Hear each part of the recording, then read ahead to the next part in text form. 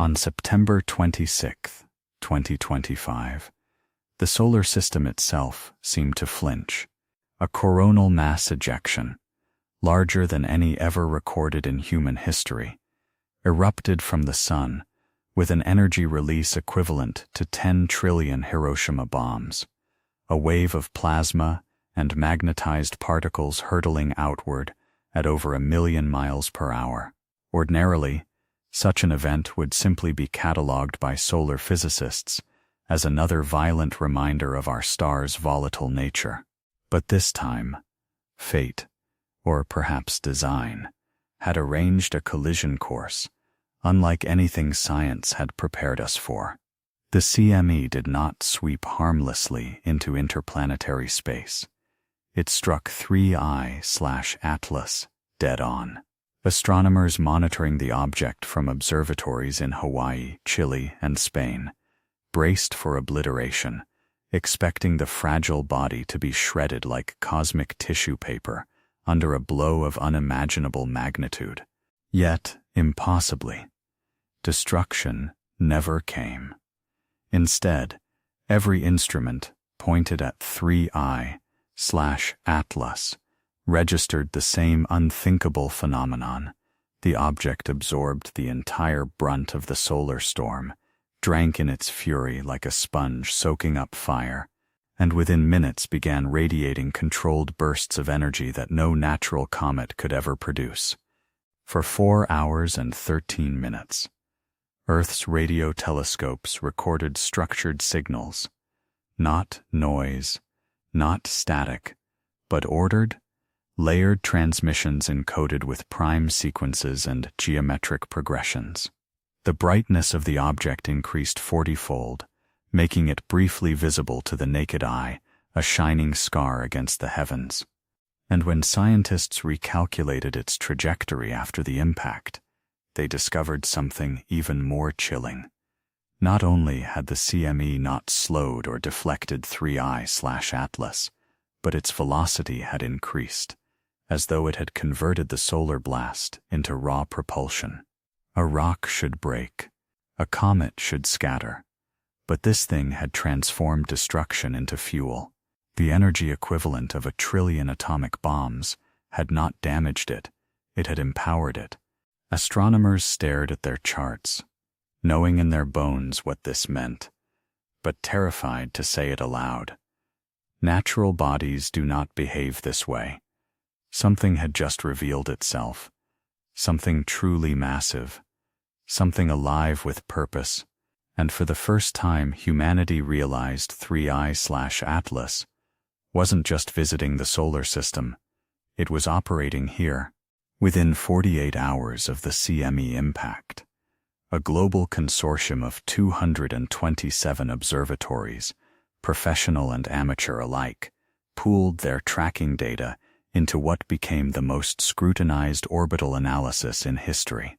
The results, released in fragments through leaks, whispered emails, and hushed late-night conferences, shattered every framework of astrophysics. Based on angular momentum, velocity vectors, and light curve modeling, analysts estimated that 3I/Atlas must have a mass of at least 33 billion tons, denser pound for pound than the collapsed core of a neutron star. Yet somehow it was masking its gravitational influence. Every simulation showed that an object of such density should already have tugged Mars slightly off its orbit, distorted asteroid trajectories, and introduced perturbations in spacecraft telemetry. None of that had happened. The only possible conclusion was more terrifying than any doomsday prophecy. 3I/Atlas was actively controlling, even concealing, its gravitational signature. Think about that. Controlling gravity, the most stubborn force in physics, the very glue that holds galaxies together. To engineers at DARPA, ESA, and JAXA, this was no longer astronomy. It was a demonstration of technology so far beyond human comprehension, it bordered on divine.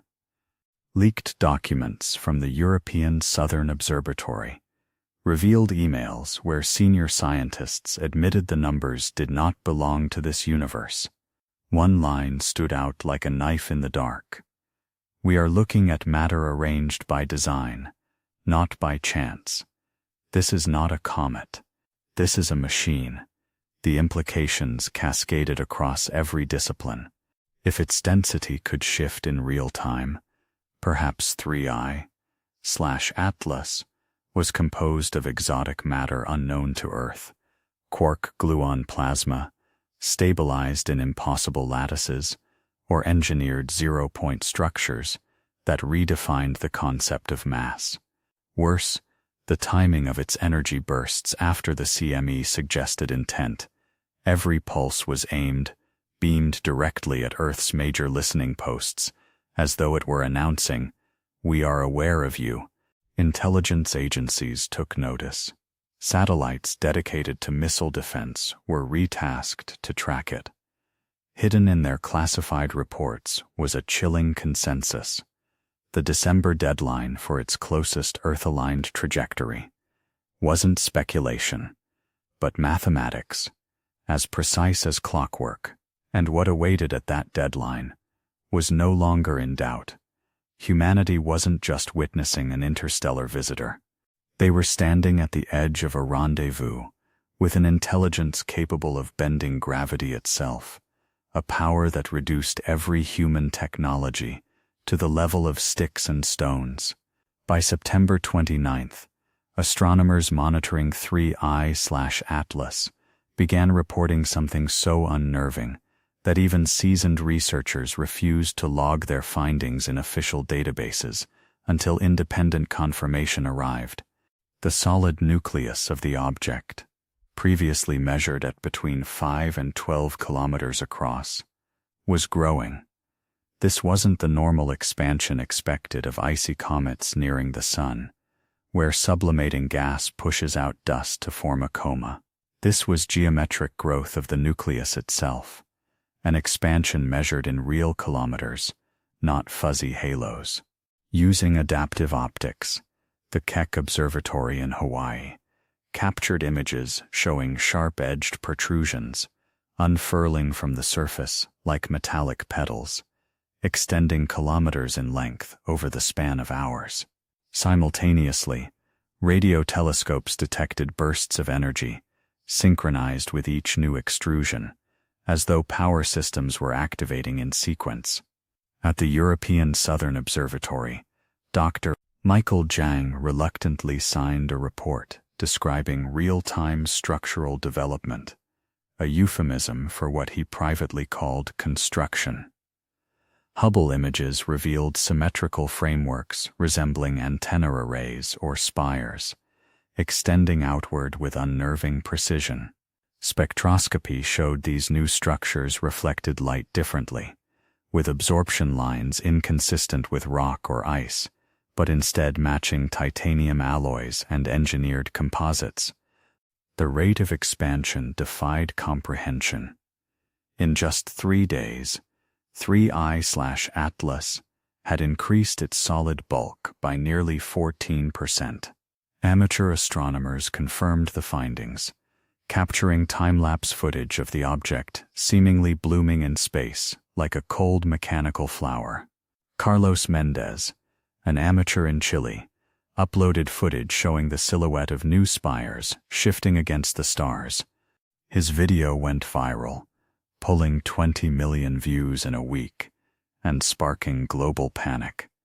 Governments attempted to downplay the footage as imaging artifacts, but independent verification from Japan, South Africa, and Australia eliminated doubt.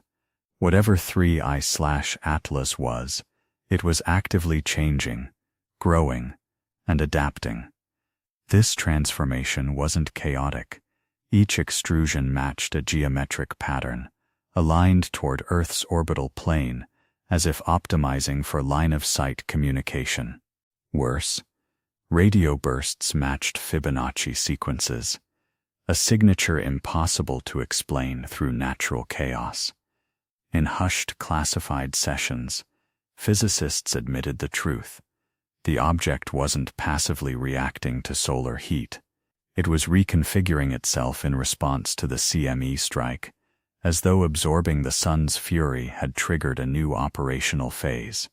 Imagine a machine slumbering for millions of years, drifting silently between the stars, then awakening when fed the exact energy signature it was designed to exploit. That is what humanity was now witnessing. 3I/Atlas had been dormant, but the sun had switched it on. On October 2nd, radio telescopes across the globe, from Arecibo's successor in Puerto Rico to the Very Large Array in New Mexico and China's massive fast dish, locked onto emissions from 3I/Atlas that shattered every protocol for analyzing cosmic signals. These weren't simple pings or bursts, like pulsars or quasars. They were multi-layered transmissions, encoded across multiple frequencies simultaneously, with data density thousands of times higher than any Earth communication system. Supercomputers tasked with analysis found sequences of prime numbers embedded in the modulation, the universal fingerprint of intelligence. But the most shocking discovery came from triangulation. The beams were directed with surgical precision at Earth's largest listening stations. SETI confirmed that the transmissions were not isotropic, broadcast in all directions, but targeted, with energy concentrated on geographic coordinates, housing human communication hubs. More disturbing still, the bursts carried structures resembling encryption, not to obscure their meaning, but to demonstrate a level of mathematics humans hadn't even conceived. NSA analysts leaked that the encryption wasn't based on binary logic at all, but on quasi-crystalline mathematics, a system that can't exist without manipulating higher-dimensional states of matter. In effect, 3I/Atlas wasn't just talking, it was flexing, showing humanity that it understood encryption methods so far ahead that our most advanced computers couldn't even describe the key space. Intelligence briefings admitted the chilling implication: the encryption was the message, a way of saying, "We see you, and here is proof of how far behind you are." Meanwhile, spectral analysis revealed something else terrifying. Each burst correlated perfectly with fluctuations in Earth's magnetosphere. Somehow, the signals were interacting with our planet's magnetic shield, piggybacking on its natural resonances. This meant 3I/Atlas wasn't merely sending information to Earth. It was actively using Earth as part of its transmission system, embedding structured data flows into our global electromagnetic environment. Amateur radio operators began reporting strange interference, repeating pulses audible as haunting hums, sometimes synced with household electronics. Videos uploaded showed LED lights flickering in Morse-like patterns, televisions producing static bursts that mirrored Fibonacci rhythms, and even cell towers logging phantom data packets. The public began whispering what governments already knew: that 3I/Atlas wasn't trying to communicate with Earth scientists. It was communicating with Earth itself, embedding signals directly into the planet's infrastructure, bypassing human control entirely. To many, this was no longer a question of, is it artificial? The question had shifted to something darker. What does it want with our world? And how long has it been waiting for this moment? By October 8th, the International Task Force, set up to study 3I/Atlas, reached a conclusion that would have been dismissed as fantasy only months earlier. Rerunning every positional dataset collected since the CME event, from ESA's Gaia tracking to NASA's Deep Space Network telemetry, they discovered that the object's apparent inertia didn't match its observed outgassing. In plain language, it wasn't being pushed off course at all. despite ejecting hundreds of kilograms of material per second at speeds exceeding 400 m/s. According to Newton's third law, it should have drifted kilometers off its plotted trajectory. It didn't budge. The only way to reconcile the math was to assign it a mass so large that the outgassing impulse was insignificant, a mass far beyond what could fit inside its visible volume. The final number, leaked from a PowerPoint slide marked Top Secret / Eyes Only. 33.4 billion tons.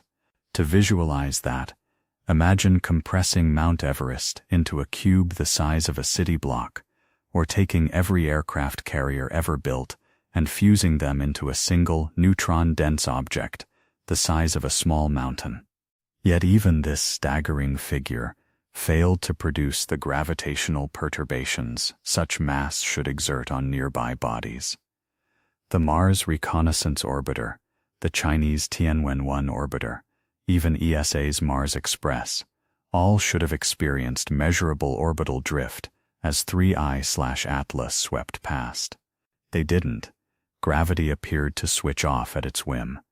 Theories erupted that its mass wasn't real, but a form of exotic inertial confinement, that it was a distributed lattice of quark-gluon plasma, stabilized in a vacuum by higher dimensional fields, or worst of all, that it actively controlled its gravitational signature, rendering it effectively stealthy to the curvature of spacetime itself.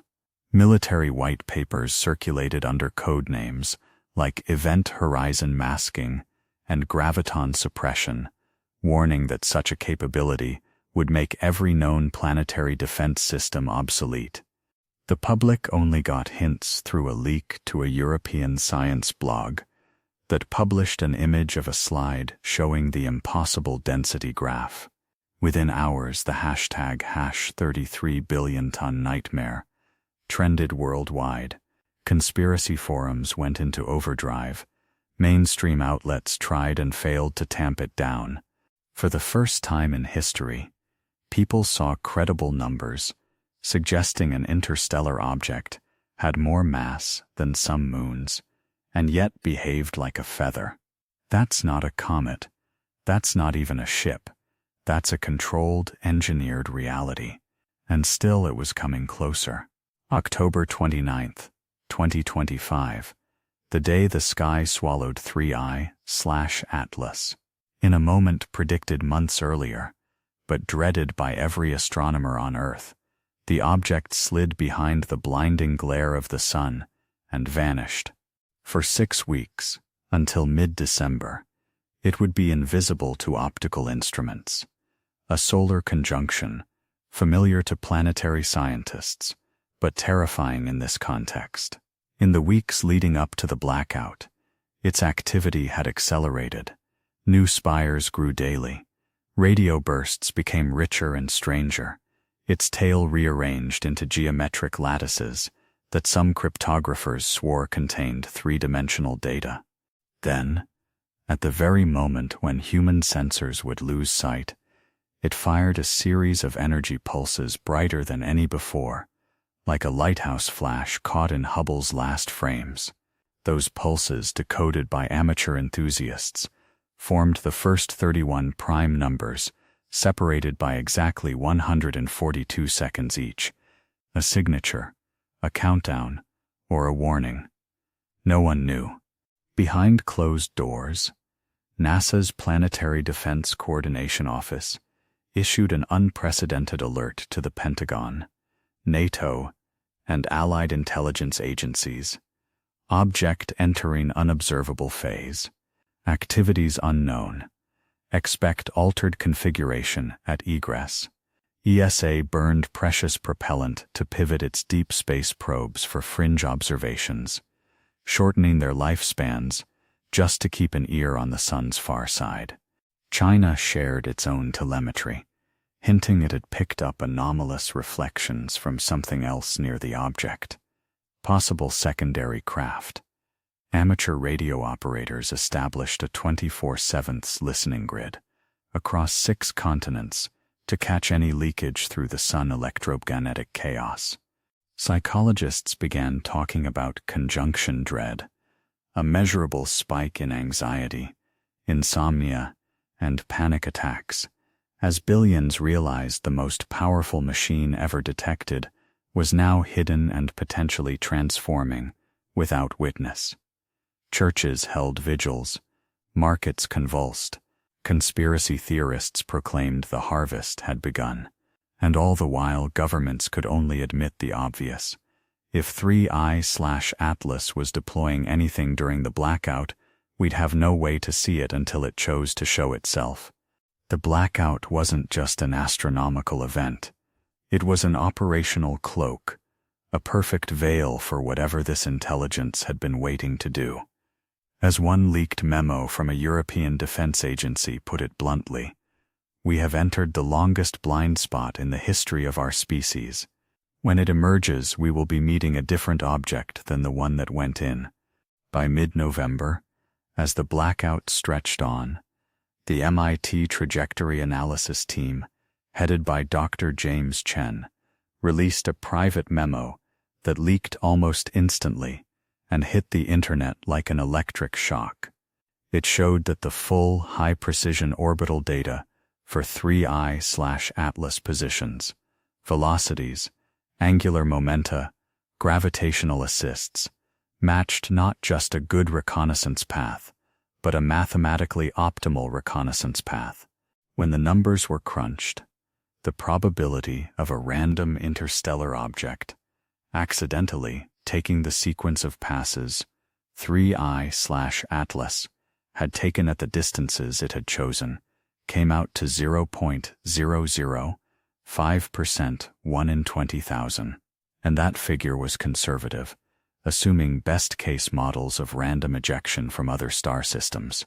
When Chen's team factored in the approach vector from Sagittarius, minimizing detection, the synchronized planetary flybys, and the timing of perihelion with a historically weak solar cycle, the probability collapsed to below 1 in a million. In a single graph, Chen plotted the path of every known interstellar visitor, Oumuamua, Borisov, the minor objects catalogued by Pan-STARRS, and then plotted 3I/Atlas. The others wandered like drunkards through the solar system. 3I/Atlas traced a golden spiral of precision, a path so clean it looked computer-generated. Internally, NASA's mission planners admitted they were jealous. It was better than any trajectory they had ever designed for their own probes. And it wasn't just the planetary flybys.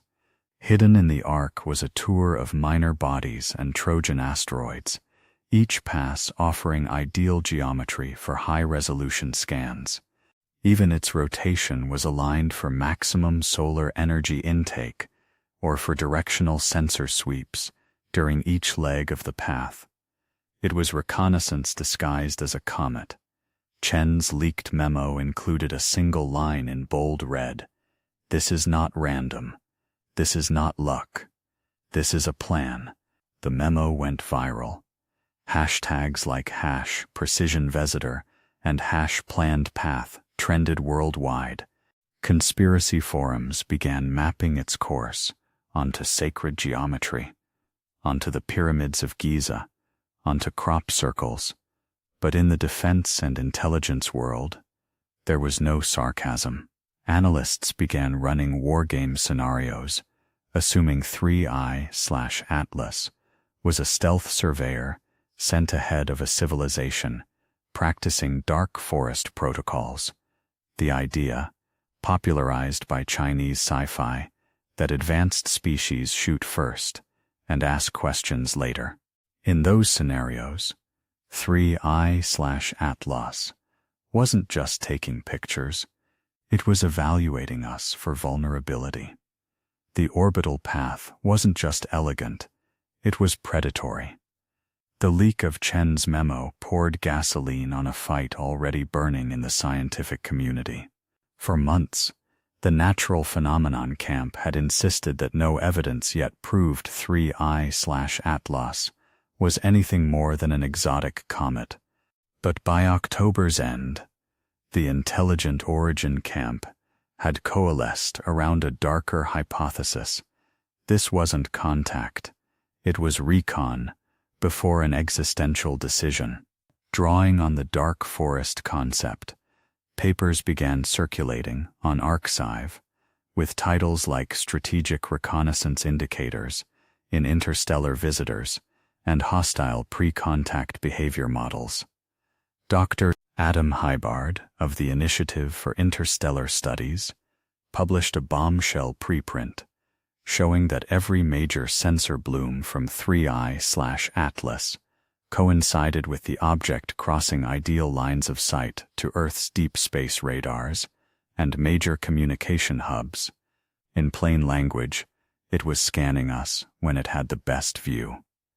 Hybard's analysis even found a disturbing correlation between signal bursts and terrestrial power grid fluctuations, like pings bouncing back off our infrastructure. The backlash was immediate and ferocious. Senior figures at NASA, ESA, and the IAU held press conferences condemning irresponsible speculation and warning of public panic. Yet at the same time, Freedom of Information requests uncovered internal memos showing those same agencies had quietly set up planetary security working groups to model defensive contingencies. That duplicity fueled an online explosion of distrust. Hashtags like #they knew and #silent sky trended alongside the scientific ones.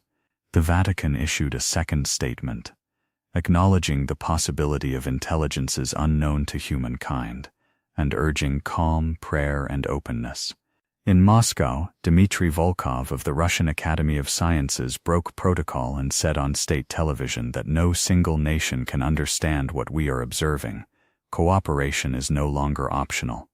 China's CNSA began releasing daily position updates of 3I/Atlas in a gesture of transparency and unprecedented in its space program. Meanwhile, the signals grew stronger and stranger. Using open-source software, ham radio operators decoded subharmonic echoes of the main transmissions that formed fractal maps of the solar system with Earth circled in pulsing light. Some claimed it was an invitation. Others said it was a targeting reticle. Mental health professionals reported spikes in contact anxiety, a clinical syndrome of insomnia, panic, and apocalyptic dreams. Military planners didn't debate theology. They issued classified reports with titles like Potential Preemptive Neutralization of Stealth Recon Assets, and then crossed out neutralization when they realized no technology on Earth could touch an object that drank the sun's fury and bent gravity like cloth. The debate was over in public. Behind closed doors, the consensus had hardened. If 3I/Atlas was what the numbers said it was, we weren't in first contact. We were in first sight. On November 18th, as 3I/Atlas skimmed within a mere 23 million kilometers of Mars, the world expected a routine gravitational assist. Instead, every probe orbiting the red planet recorded anomalies, so extraordinary they've since been classified by multiple governments. MAVEN, Tianwen-1, Mars Odyssey, and the European Trace Gas Orbiter all reported abrupt surges of electrical interference, as though an invisible curtain of magnetism had swept across their circuits. For 22 minutes, every camera aimed at 3I/Atlas returned not cometary dust or icy plumes, but dark silhouettes, hexagonal shadows flickering against Mars's ruddy backdrop. Independent analysts reconstructed the frames and found repeating six-sided geometries, perfectly symmetrical, each hundreds of kilometers across, rotating in unison. Worse still, surface instruments on Curiosity and Perseverance picked up ground tremors during the pass, seismic jolts with no tectonic cause, as if Mars itself was resonating under the strain of a passing frequency.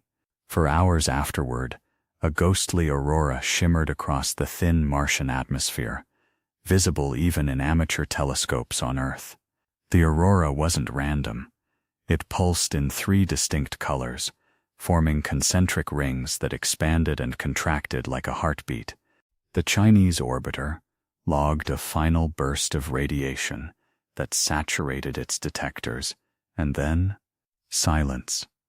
Tianwen-1 stopped transmitting for 3 days. When contact was re-established, telemetry showed its onboard memory had been completely wiped, a surgical erasure. ESA officials denied this publicly, calling it a solar flare glitch, but leaked emails from mission engineers told a different story. All science logs scrubbed. System clock reset to 0. Intentional. The Mars flyby wasn't just an encounter.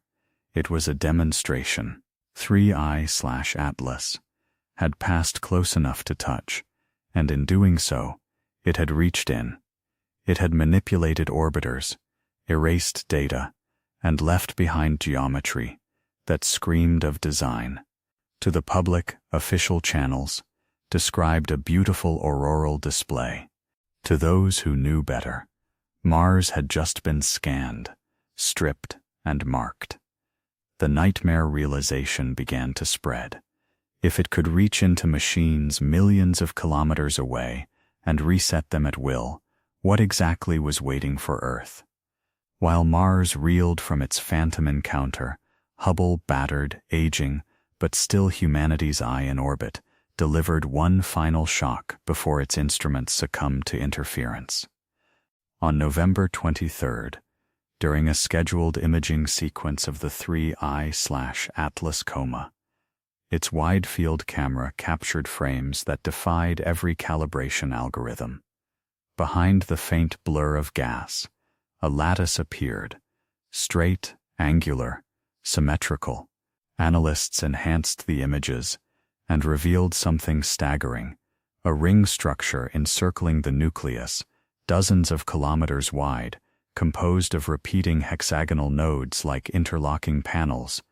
Each node glowed faintly at infrared wavelengths, as if radiating heat or power. At first, NASA classified the images as corrupted, but independent processing by citizen scientists confirmed the lattice was real and not an artifact. Then came the strangest part. The ring rotated. Frame by frame, the structure shifted in ways consistent with an artificial habitat or a rotating magnetic coil. The possibility exploded across private Slack groups of astronomers. Was 3I/Atlas revealing itself as a Dyson fragment, a shard of megastructure technology, wandering the interstellar dark? The Pentagon's analysts weren't so poetic. Their leaked report, titled Orbital Band Structure Observed in Object 3I/Atlas, concluded that the lattice was consistent with phased array construction or energy harvesting grid. Translation: it wasn't decoration. It was a functional machine. The timing made everything worse. Within hours of the Hubble capture, every gyroscope on the telescope spun into error mode, forcing it into safe shutdown. Engineers spent 2 weeks fighting to restore stability. Conspiracy boards screamed sabotage, claiming 3I/Atlas had deliberately blinded Hubble. NASA stayed silent, releasing only sanitized images of the coma while burying the raw frames. But the leaks were out, and the world saw them. The jagged lattice, glowing softly in the dark, turning like a wheel. Commentators called it the crown of the alien king. Skeptics scrambled for natural explanations, invoking shattered fragments of ice or dust jets, forming illusions. Yet spectroscopy didn't lie. The lattice's reflectance matched no known mineral, and its emission peaks aligned with alloys, forged only in human laboratories. The conclusion many had resisted was now unavoidable. This wasn't a comet. It was a constructed, functional entity, and as it vanished deeper into the solar conjunction blackout, Hubble's dying vision had given us one last look at the truth. Something truly massive wasn't just passing by. It was building itself before our eyes, piece by piece, and Hubble had accidentally caught the scaffolding of its awakening. For 6 weeks, the world lived with a blindfold. With 3I/Atlas hidden behind the sun, every telescope, radar, and probe strained to catch whispers of what it was doing in the dark. What little came through was stranger than silence. The Parker Solar Probe, skimming closer to the sun than any spacecraft before it, began recording bursts of radio static that formed repeating triplets, 3 ascending tones, followed by silence, then 3 descending. At first, engineers dismissed it as interference from the sun's corona, but then the triplets synchronized with power fluctuations on Earth. Entire cities flickered for seconds at a time. São Paulo, Delhi, Los Angeles. Grid operators insisted it was coincidence, but independent analysts mapped the outages and found the timing matched the probe's triplets exactly. It wasn't random. It was signaling, and the signals were using Earth's electrical skeleton as a resonator. Meanwhile, the Solar and Heliospheric Observatory, SOHO, captured coronagraph footage, showing brief occultations, shadows darting across the solar limb at speeds exceeding 300 kilometers per second, as though smaller objects were maneuvering in formation near 3I/Atlas. The anomalies were quietly labeled cosmic ray streaks, but insiders called them what they were: escorts. Worse, NASA's Deep Space Network antennas in Canberra and Madrid picked up ultra-low-frequency waves vibrating through the solar plasma itself, vibrations so deep they bordered on seismic.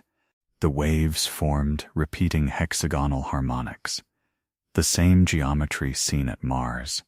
And then, on November 30th, the Parker probe transmitted one last anomaly before going into protective safe mode, a spike in radiation flux lasting exactly 1,426 seconds, the square of 37, a prime number with eerie recurrence in SETI lore. After that, Parker went quiet, its instruments locked. Engineers restored it days later, but its databanks for those 1,426 seconds were blank, erased like Tianwen's logs had been. The realization spread like a virus in the classified channels. 3I/Atlas wasn't dormant in the blackout. It was testing, probing, and perhaps deploying, and the worst part was the not knowing. In those 6 blind weeks, humanity had no eyes on the machine. Whatever emerged on the far side of the sun in December would not be the same thing that disappeared in October. December 12th, 2025, the day the sky blinked open again. As 3I/Atlas emerged from solar conjunction, radio telescopes across the globe prepared for data. What they received detonated through the scientific community like a bomb. The first signal burst was not random noise. It was structured, ordered, and deliberate. Across multiple bands, from 30 megahertz to 2.4 gigahertz, 3I/Atlas transmitted a packet of information that repeated every 11 minutes. Within hours, software-defined radios in basements and garages all over the world had captured it. The packet, once decoded, formed an image grid, a fractal hexagon, nested within itself endlessly, with one segment highlighted and pulsing. Analysts quickly realized what they were seeing. A map of the hexagonal lattice structure Hubble had glimpsed before the blackout, now complete, closed, glowing with energy signatures that indicated the construction was finished. The pulsing segment corresponded to Earth's position in the solar system. It was pointing at us, Amateur cryptographers online noticed something else. Embedded in the modulation depth was a repeating sequence of numbers matching the Schumann resonances of Earth's atmosphere, the low-frequency hum of our planet's electromagnetic shell. In other words, the signal was saying, "We are tuned to you." Panic gripped the highest levels of government.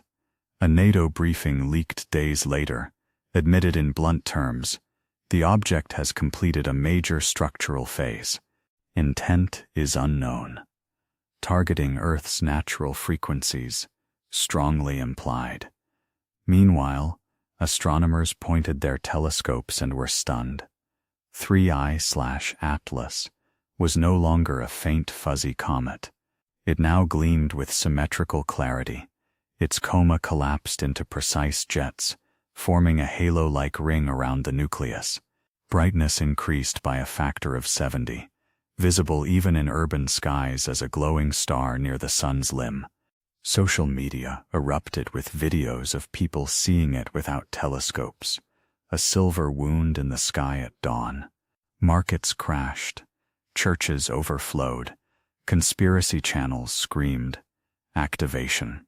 And for once, the mainstream could not laugh them off, because the numbers, the signals, and the very light in the heavens all said the same thing.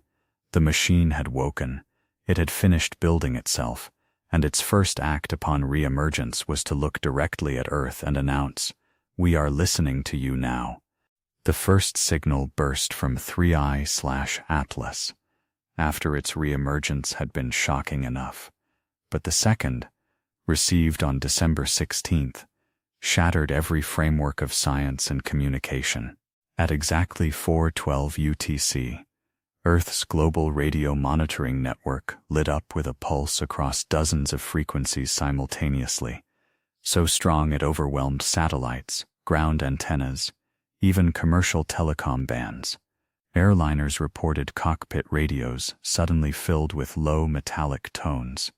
Amateur ham operators across Europe and Asia posted recordings of what sounded like layered voices, not in human language, but overlapping harmonic patterns that resonated eerily like choral singing stretched across static. Unlike previous transmissions, this one carried information density far beyond any terrestrial standard. Engineers at MIT, Cambridge, and Caltech worked around the clock, running Fourier transforms and decryption models, only to discover that the data block embedded in the signal was so enormous it exceeded the entire daily data traffic of the Internet. Within hours, storage servers dedicated to analysis were saturated. What made it worse was that the packet repeated with machine-like precision every 6 hours, as if taunting humanity with a riddle too large to solve. But fragments were decoded, and those fragments were terrifying. First came the fractal hexagons again, endlessly repeating, now overlaying a three-dimensional star map of the local bubble. Embedded pulsars provided reference points. Just as SETI theorists had speculated, extraterrestrials might use to announce position. And there, unmistakable, was the sun, highlighted in pulsing light. Second, analysts uncovered a sequence of biological structures encoded in spectral lines, amino acid chains, base pair sequences, protein folds. To molecular biologists, it looked disturbingly like a genetic library. Leaks from the Salk Institute revealed whispers that some of the sequences matched fragments of human DNA, spliced out of context, stitched into new arrangements. The implications were horrifying. Either 3I/Atlas had been scanning Earth's biosphere remotely for decades, or it had access to data no one on Earth had provided. The Vatican called it a miracle. China's CNSA declared it a threat. The Pentagon called an emergency joint session with NATO and, behind closed doors, admitted the unthinkable, that the object was not only aware of Earth, but aware of us, down to the molecular level. The public, denied details, only knew enough to panic. Conspiracy forums screamed that humanity had just been catalogued, indexed like specimens in a cosmic database. On the streets of Berlin, Sao Paulo, Los Angeles, and Tokyo, thousands marched carrying signs that read, "We are already known." But the darkest whisper spreading in intelligence circles was not that we had been observed, it was that we had been measured. And once measured, perhaps judged. For if 3i/Atlas was transmitting a genetic library, the obvious question hung over every scientist like a blade: whose library was it building? If the December 16th signal was a declaration, what followed was a demonstration. By December 20th, power grids across 3 continents began to flicker in patterns, too precise to dismiss as coincidence. Entire cities plunged into darkness for exactly 142 seconds, the same number encoded in Parker's erased telemetry, only to return with systems intact, untouched, as though someone had merely flipped a switch to prove they could. In Toronto, subways stalled, then restarted, all clocks reset to midnight. In Osaka, digital billboards froze on static, displaying faint hexagonal patterns for minutes before resuming advertisements. In Berlin, security cameras across the city captured the same anomaly, frames interrupted by flashes of geometric lattices, identical to those glimpsed around 3i/Atlas. Analysts initially blamed cyber attacks, but forensic teams soon reported the impossible. No intrusion signatures, no corrupted code, no malware. It wasn't the networks being hacked. It was the hardware itself, silicon and copper, responding as though hijacked at a physical level by a force outside normal electromagnetic rules. The term whispered inside DARPA was substrate intrusion, manipulation of the materials themselves rather than the logic running on them. By December 22nd, telecommunications providers admitted privately that entire terabytes of phantom data had been injected into global backbone routes, packets with no origin address, no routing path, no detectable sender. When analyzed, the packets contained nothing but endless streams of repeating hexagonal geometry, fractals echoing the transmissions from space. Then came the hospitals. Across New York, London, and Beijing, MRI machines began shutting down mid-scan, reporting sensor errors tied to frequencies no human engineer had programmed. CT scanners displayed ghost images of lattice structures superimposed on human bones. At Johns Hopkins, a PT scan produced a chilling anomaly: a patient's body overlaid with a shimmering hexagonal grid, aligned not with flesh, but with neural firing patterns. Doctors called it a malfunction. Cryptographers called it proof. The signals were using human nervous systems as receivers. Panic grew as more civilians reported phantom humming in their ears, tinnitus that pulsed in the same Fibonacci rhythms found in the signals. Social media dubbed them the resonance, people whose bodies seemed to vibrate with the alien transmissions. Governments scrambled to suppress footage of fluorescent streetlights flickering in sync with the broadcasts. But suppression failed. The public saw the truth. The machine wasn't just broadcasting at Earth. It was reaching into Earth, threading its fingerprints into power, data, even biology. And then, as Christmas approached, the strangest event yet: satellites orbiting Earth logged bursts of energy, not from 3i/Atlas, but from the planet itself. The Earth, for the first time in recorded history, was transmitting back. By Christmas Eve 2025, the world was no longer debating whether 3i/Atlas was a machine. The debate had shifted to whether humanity itself was already part of it. Reports poured in from hospitals, clinics, and even private homes of individuals who claimed to feel vibrations inside their bones, a constant low-level humming that synchronized with the bursts from 3i/Atlas. At first it was dismissed as hysteria, another wave of mass psychogenic illness, amplified by social media. But then patterns emerged. In São Paulo, 73 people admitted to separate hospitals all on the same day, none knowing each other.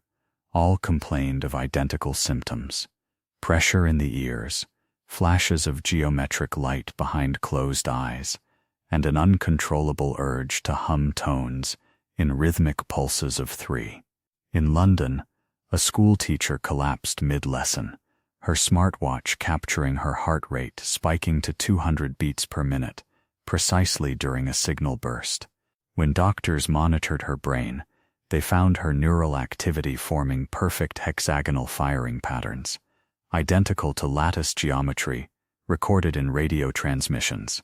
In Tokyo, subway surveillance cameras showed commuters freezing mid-step, standing motionless for exactly 142 seconds, their eyes unfocused, before resuming as if nothing had happened. Scientists began calling them resonants, humans whose biology was syncing with the alien frequencies. EEG studies revealed something chilling. Their brainwave patterns were no longer random. Instead, they pulsed in perfect Fibonacci intervals, a mathematical rhythm never before seen in neurology.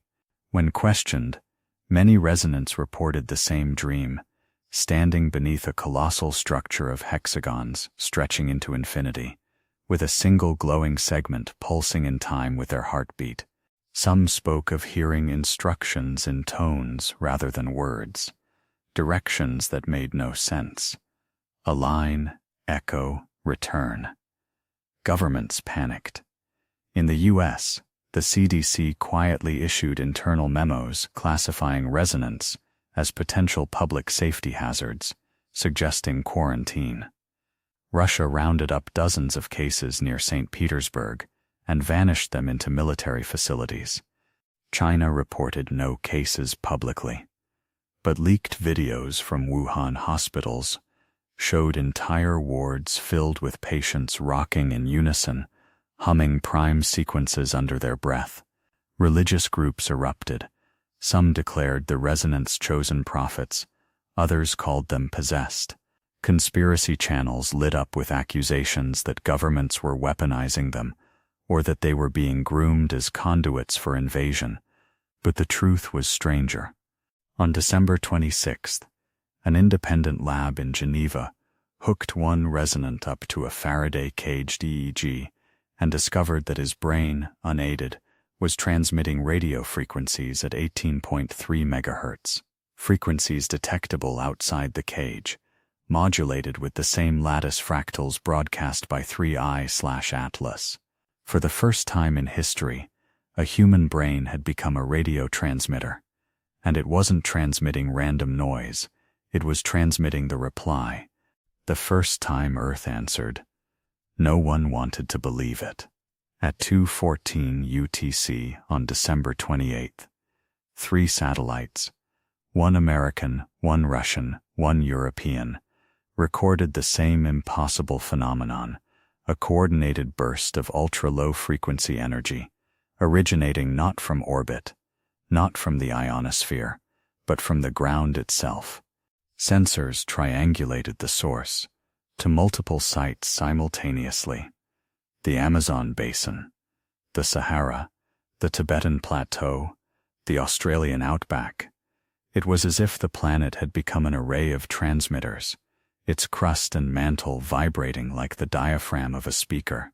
At exactly the same moment, seismographs worldwide registered identical harmonic tremors, not chaotic like earthquakes, but tuned, pulsing at 7.83 Hz, the fundamental Schumann resonance of Earth. Amateur radio operators reported their antennas glowing faintly, LEDs sparking with phantom current. The signal was weak at first, a ghost hum buried in static. But as resonance across the world fell into simultaneous seizures, their bodies convulsing in perfect synchronicity, the output spiked 100-fold. Recordings showed their voices unconsciously chanting sequences of prime numbers, their vocal cords forced into modulation. Hospitals documented dozens of patients speaking in tongues of pure mathematics, their words matching frequency shifts recorded by satellites. By dawn, the entire ionosphere was ringing with it. Earth's electromagnetic shell had become the carrier wave of a reply. Spectrograms revealed the message, a mirror of the December 16th packet, the same fractal lattice, only inverted, as though the planet itself were saying, "I have received your signal. I am echoing it back." Panic broke open. Religious leaders declared it proof. Earth itself was alive, the Gaia hypothesis vindicated. Physicists muttered in horror that perhaps 3I/Atlas had awakened a planetary-scale resonant mode, buried in the Earth's geology. Intelligence agencies feared something worse, that the object wasn't talking to us at all, but to the planet itself, and Earth had just answered. The Pentagon scrambled to draft protocols for planetary signal containment, though everyone knew there was no switch to flip, no cable to cut. The transmissions were coming from the planet's natural frequencies, beyond human control. Meanwhile, resonance grew stranger. Some reported blackouts lasting hours, waking to find cryptic geometric symbols carved into walls, tables, even their own skin, etched with unconscious precision. Others began speaking in unison, entire groups murmuring the same numbers with clockwork accuracy, as though a single network was running through them. And then, as New Year's Eve approached, the worst realization dawned. The Earth's reply wasn't fading. It was strengthening, harmonizing, growing more coherent. Every day, the planet's pulse aligned tighter with the lattice from 3I/Atlas, as though the two were synchronizing for something larger. Humanity wasn't just being watched anymore. Humanity was being tuned. As the clocks of Earth crept toward January 1st, 2026, something unfolded that would later be called the Midnight Synchrony. For weeks, 3I/Atlas had been broadcasting its fractal lattice, and for weeks the planet had been echoing back in trembling harmonics. But at the exact stroke of midnight UTC, the resonance tightened into something singular, a pulse so sharp and unified that every seismograph, magnetometer, and antenna in the world spiked simultaneously. It began innocuously enough. Fireworks exploding over London and Paris fizzled mid-air, leaving glowing orbs suspended for 142 seconds before cascading to Earth. In New York, the iconic Times Square ball drop froze halfway down, neon signs flickering into geometric lattices before resuming as if nothing had happened. Across Asia, cell networks dropped for precisely the same interval, only to reboot broadcasting bursts of prime sequences hidden in background data packets. Satellites captured something stranger still, the ionosphere itself glowing faintly hexagonal, shaped into tessellations visible from orbit. Amateur observers filmed auroral grids, stretching from pole to pole, shimmering in Fibonacci intervals. For 2 minutes and 22 seconds, humanity's reality seemed hijacked, bent into a single coordinated gesture. Resonance were the epicenter. Millions of them, perhaps more. As new cases erupted overnight, collapsed into catatonia, their bodies rigid, eyes wide open, vocal cords humming in tones so low they shook windows. Monitors in hospitals showed their heartbeats synchronizing with each other, across continents, across oceans. Not just similar rhythms, but identical beats to the millisecond. At CERN in Geneva, Particle detectors inexplicably lit up, registering energy surges without a source, coinciding exactly with the pulse. At LIGO, gravitational wave detectors recorded anomalous ripples, not cosmic collisions, but waves emanating from Earth itself, as though the planet was flexing its space-time fabric in answer. Even the stock market algorithms running in dark data centers across the globe glitched, trading nonsense patterns that spelled out prime sequences before resetting. When the pulse ended, the world resumed. Fireworks exploded, lights returned, data streams flowed, but nothing was the same, because embedded in that global heartbeat was a payload. Data analysts in Japan, Germany, and the US all confirmed it. Embedded in the synchrony, carried by the hum of Earth itself, was a new transmission, not from 3I/Atlas, but from Earth. And when decoded, it formed a terrifyingly familiar image. The hexagonal lattice, now complete, but this time centered not on the object, but on Earth itself. Humanity realized with a shudder that whatever was being constructed out there in space was also being replicated down here, in the bones of the planet, in the rhythms of our bodies, in the hum of our machines. The midnight synchrony wasn't a spectacle. It was an alignment.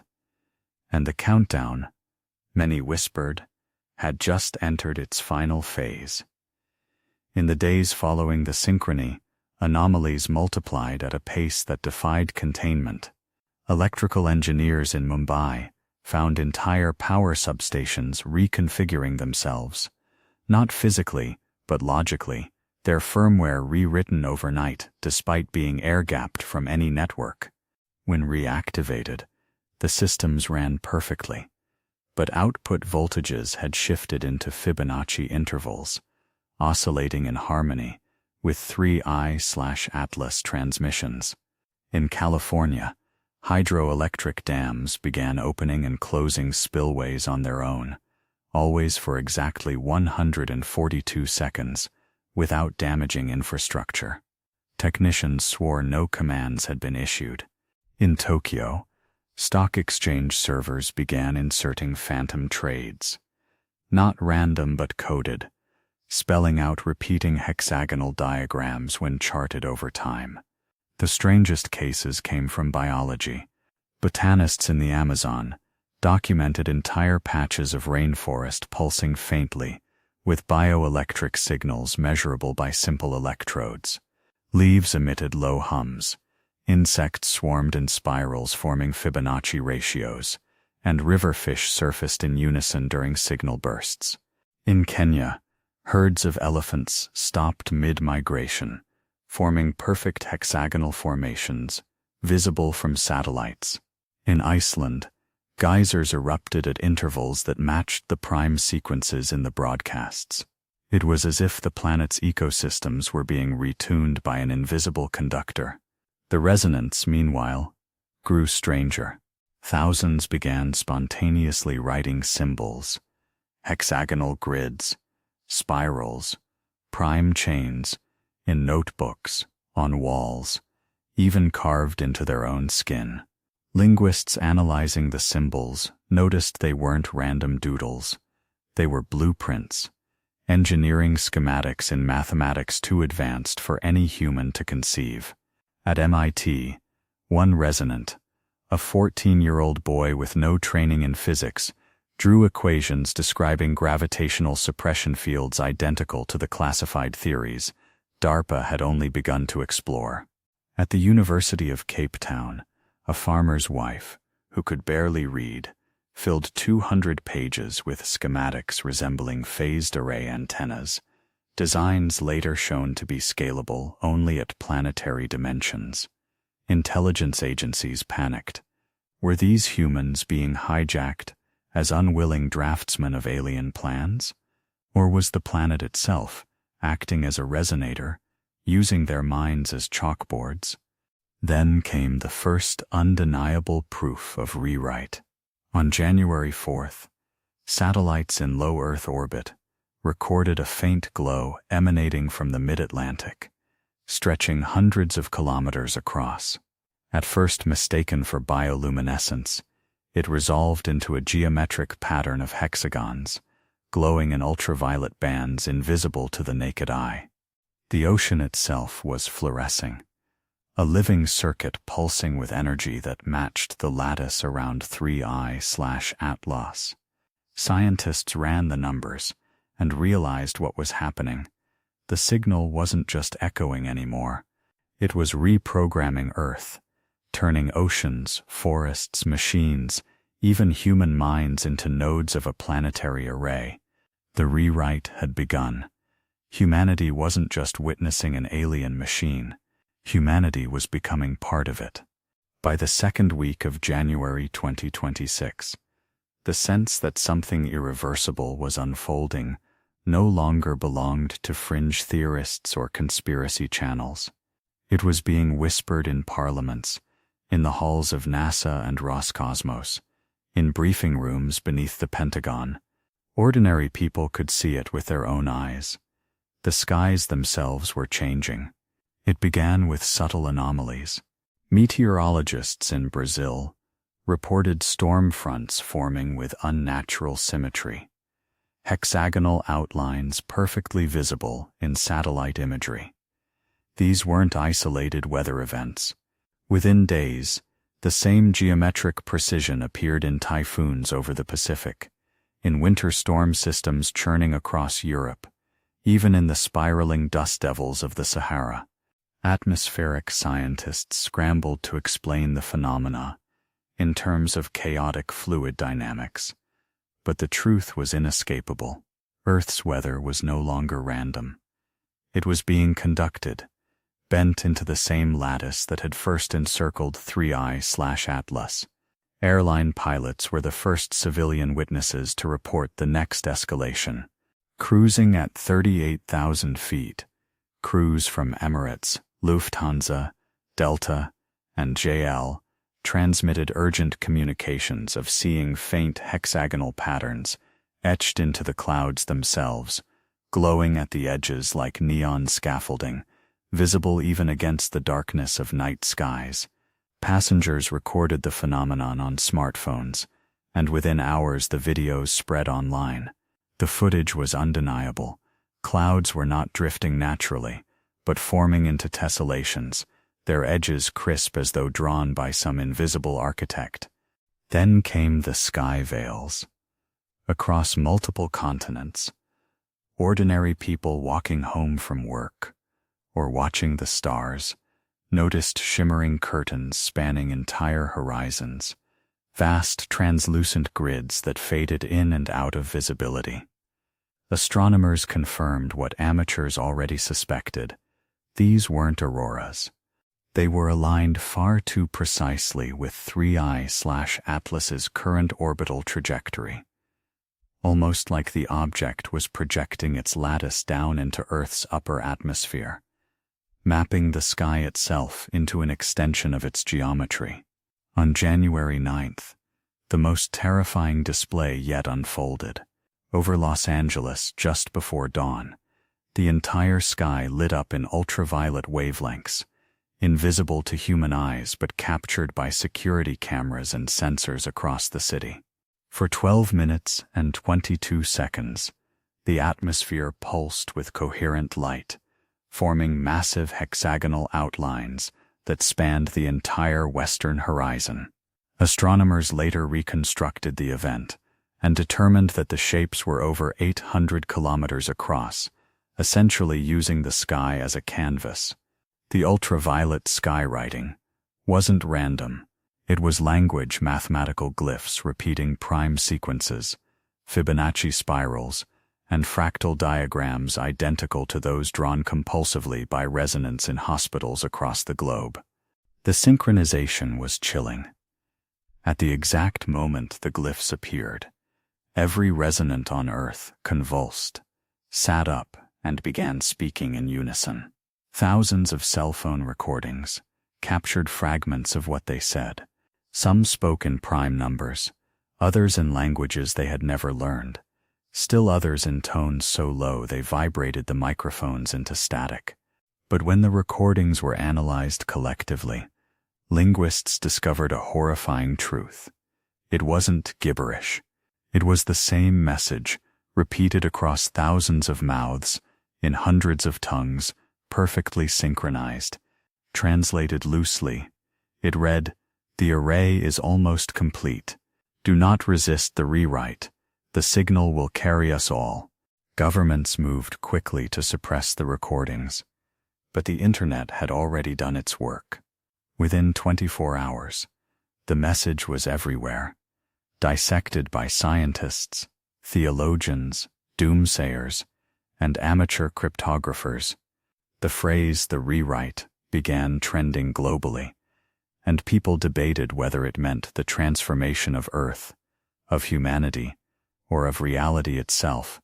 But the physical consequences could not be denied. Atmospheric scientists at NOAA and ESA noticed something terrifying in the days after the sky veils: the Schumann resonances. Earth's natural electromagnetic heartbeat had shifted frequency for the first time since measurements began, in the 1950s. Normally stable at 7.83 Hz, the resonance now pulsed at 8.88 Hz, perfectly aligned with the hexagonal broadcasts. The planet's natural frequency was being overridden, tuned to 3I/Atlas's signal. The implications were catastrophic. Animal migratory patterns began to fail. Birds in North America flew in endless circles until collapsing from exhaustion. Whales and dolphins stranded themselves on beaches in numbers never before recorded, their internal navigation systems disrupted. Bees abandoned their hives, forming vast swarms that hovered in geometric grids above fields before vanishing. Farmers reported crops sprouting in synchronized intervals, no longer responding to traditional planting cycles, but to the pulses of the rewrite. Military responses grew desperate. The U.S. Air Force, with quiet cooperation from NATO allies, launched a series of high-altitude EMP bursts in the hope of disrupting the atmospheric lattice. For a brief moment, it seemed to work. Sky veils over the Atlantic flickered and collapsed, but within hours, new ones reformed, brighter and larger, as if 3I/Atlas had adapted to the attack. Worse, during the EMPs, resonance across military hospitals entered seizures so violent that dozens died. Physicians concluded the pulses were directly linked to the human nervous system, through the lattice, meaning any attempt to disrupt it would kill thousands of innocent people connected to the signal. By January 12th, world leaders convened in emergency summits. The United Nations issued a rare joint declaration acknowledging that Earth was undergoing an active planetary transformation linked to external intelligence. But the words felt hollow. There was no denying that governments were powerless to stop it. Satellites recorded new emissions from 3I/Atlas itself, beams of coherent radiation directed not at Earth, but into the void beyond the solar system. Some interpreted this as communication, others as a beacon announcing Earth's assimilation. But the most unsettling analysis came from Dr. Maria Santos at UC Berkeley, who had been studying the timing of the emissions. Her conclusion: the beams weren't signals outward. They were sync signals, countdown markers. Each beam matched an interval of Earth's altered resonance cycles, as if 3I/Atlas wasn't communicating with the galaxy, but calibrating something here. She summarized her findings in a phrase that went viral overnight: Earth is being added to the machine. And then, on January 15th, something happened that terrified even the most skeptical observers. For the first time in recorded history, the stars themselves seemed to move, not by much, just a shimmer, a faint trembling in their positions. But when astrophysicists checked the data, They confirmed the impossible. Light from distant stars was being refracted by something vast, unseen, and close. A structure, invisible yet immense, was unfolding between Earth and 3i/Atlas, bending starlight into patterns that matched the lattice. Humanity realized, with a dread too deep for words, that the sky itself was becoming the array's final surface. The rewrite was no longer confined to oceans, forests, or machines. It had reached the very fabric of the heavens. By the middle of January 2026, the question had shifted from "what is it doing?" to "can we answer it?" 3i/Atlas had transformed from a silent wanderer to a living grid in the sky, and Earth itself had begun to echo its lattice. The rewrite wasn't a metaphor anymore. It was measurable in the planet's electromagnetic heartbeat, in the oceans fluorescing like circuitry, in the skies tessellating like stained glass. But as the array spread across the heavens, a new urgency gripped the scientific community. If Earth was now a node, could it send a signal back through the same medium? It was an idea born in desperation at the European Southern Observatory, where Dr. Jennifer Walsh had been coordinating the patchwork of ground and orbital sensors watching the evolving lattice. The latest satellite images showed the array had expanded to a size nearly 1/4 of Earth's diameter, a translucent hexagonal net shimmering faintly in radio frequencies. The structures weren't random clouds of energy. They were anchoring themselves at precise Lagrange points between Earth and the Moon, creating nodal junctions exactly where orbital mechanics would stabilize them. Dr. Walsh and a coalition of physicists, engineers, and linguists drafted a proposal for what they called Project Echo, to use the planet's existing infrastructure, power grids, undersea cables, broadcast towers, even cell phone towers, as a massive distributed antenna array capable of pulsing a coordinated signal back toward 3i/Atlas. If the object was building a planetary circuit, then Earth itself might already be wired to respond. The plan was audacious and reckless. Project Echo would require synchronizing power systems across 150 countries, forcing substations and transmission lines to pulse at precise intervals, creating a single coherent electromagnetic shout back into space. Power grids would brown out. Communications would falter. But if it worked, the signal would ride the same pathways the array seemed to be using to modify Earth, like shouting back through a cosmic megaphone. Governments hesitated. Military leaders warned that interfering with the array could provoke an unknown response. Economists predicted global financial chaos from coordinated grid shutdowns. But then the resonance intervened. In hospital wards and private homes, thousands of them began writing the same symbols simultaneously, hexagonal spirals wrapped around a waveform, the symbol for echo in ancient Greek manuscripts, combined with prime sequences ending in a mirrored 888. When these drawings reached Project Echo's headquarters through viral social media posts, the scientists were stunned. The resonance seemed to know about the plan before it was public. On January 18th, after marathon negotiations at the UN, Project Echo was authorized as a non-hostile communication experiment under emergency international law. The coordination was unprecedented. Power plant operators from Brazil to Bangladesh received encrypted schedules to pulse their outputs at exact microsecond intervals. Internet providers rerouted traffic to free bandwidth. Amateur radio operators worldwide volunteered to tune their transmitters into the same timing sequence. For 1 hour, humanity would become a single, unified machine, attempting to speak back to the alien intelligence reshaping its planet. At 0:00 UTC on January 20th, 2026, Project Echo began. Cities across the globe went dark as power grids dropped into pulsed modulation. Air traffic controllers grounded flights. Stock markets suspended trading. For the first time in human history, the entire technological infrastructure of Earth synchronized to a single beat. The pulses cascaded upward through the atmosphere, amplified by the array's own structures, which shimmered and flickered, as though aware of the experiment.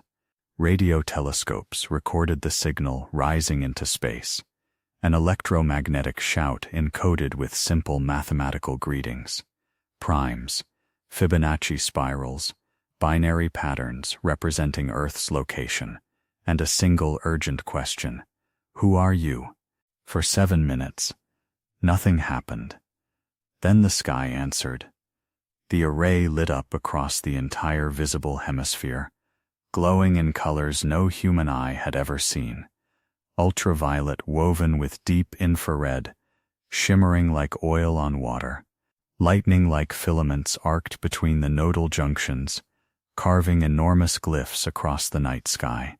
The pulses from Earth were being mirrored, inverted, and returned. An echo of the echo. Radio telescopes received a flood of data, hundreds of terabytes per second, modulated in patterns no algorithm could immediately decode. But one thing was clear: the array wasn't merely reflecting the signal, it was amplifying it. People across the world reported their devices turning on spontaneously. Phones, televisions, even unplugged radios, displaying or speaking a single chilling sentence in their native language. The array hears you. The resonance screamed in unison. EEG monitors showed their brains lighting up in patterns identical to the pulsing of the array. Doctors recorded spikes in blood pressure and electromagnetic emissions around their bodies, so strong they interfered with hospital equipment. In Antarctica, magnetometers at the South Pole registered a pulse powerful enough to shift compass readings by several degrees. Project Echo's team watched in stunned silence as the feedback intensified. The power grids, still pulsing under their control, began responding without human input. Substations modulated themselves in new patterns, matching signals coming from the array rather than from Project Echo's central command. Earth's infrastructure was no longer just a transmitter. It had become part of a bidirectional circuit, a living feedback loop between the planet and the alien machine. Then the data stopped. The array went dark, its nodes fading into invisibility. Power returned to cities. The resonance fell silent, collapsing into unconsciousness. And for a heartbeat, it seemed the experiment had ended without catastrophe. But when Project Echo's engineers checked their logs, they found something impossible. Their control systems had not simply sent a signal. They had received one. The echo from the array had uploaded into their systems, rewriting firmware across thousands of devices simultaneously. When decoded, the payload revealed a lattice diagram centered not on 3I/Atlas, but on Earth's core, a map of something vast and hidden beneath the crust, as if the planet itself had been preparing for this moment for millennia. The scientists stared at the diagram, realizing with a kind of sick awe that the array wasn't just building something in orbit, it was activating something below. When the engineers of Project Echo first parsed the payload from 3I/Atlas, they thought it must be a glitch, some digital hallucination created by feedback loops in overstressed servers. The diagrams seemed too vast, too clean, too alien to belong in their logs. Concentric hexagons stretching outward like ripples from a stone dropped into a pond, each layer labeled with frequencies and harmonic ratios, all converging toward a single glowing center. But the more the data was checked, rechecked, and cross-verified across independent labs from Zurich to Tokyo, the more the truth sank in. This wasn't an abstract design. It was a map, and the glowing center wasn't in orbit. It was 2,900 kilometers below our feet, at the very heart of the planet.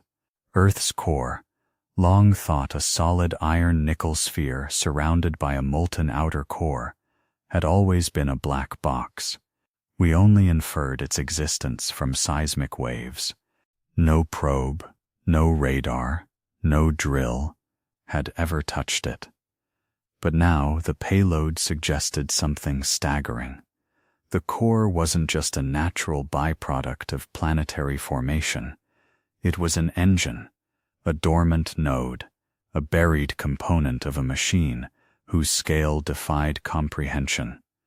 At first, this idea was ridiculed, even by those who had already accepted 3I/Atlas as artificial. How could the Earth itself be part of a structure predating humanity? How could the iron heart of our world be anything but natural geology? Yet within hours of the payload's release, seismic observatories began reporting anomalies. Deep focus earthquakes, once rare, began erupting in clusters beneath the Pacific and Indian Oceans, but their waveforms were unlike anything recorded before. Instead of chaotic ruptures, the quakes resonated like tuned bells, pulsing in perfect 142-second intervals. Magnetometers from Alaska to Siberia to South Africa registered abrupt swings, as though the dynamo of the outer core was hiccuping. Satellites observed subtle but undeniable shifts in Earth's magnetic field, wobbling in sync with the emissions of 3I/Atlas.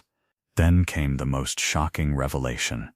On January 22nd, the Super Kamiokande neutrino detector in Japan logged an anomalous spike. Neutrinos, ghostly particles that rarely interact with matter, were pouring upward from Earth's core in quantities thousands of times greater than background levels. Other detectors in Canada, Italy, and Antarctica confirmed it. Something deep inside Earth was emitting neutrinos in a modulated stream, and the modulation matched the lattice broadcasts from the sky. The core wasn't silent anymore. It was answering. The global reaction was apocalyptic. News networks, unable to suppress the leaks, reported it with doomsday graphics.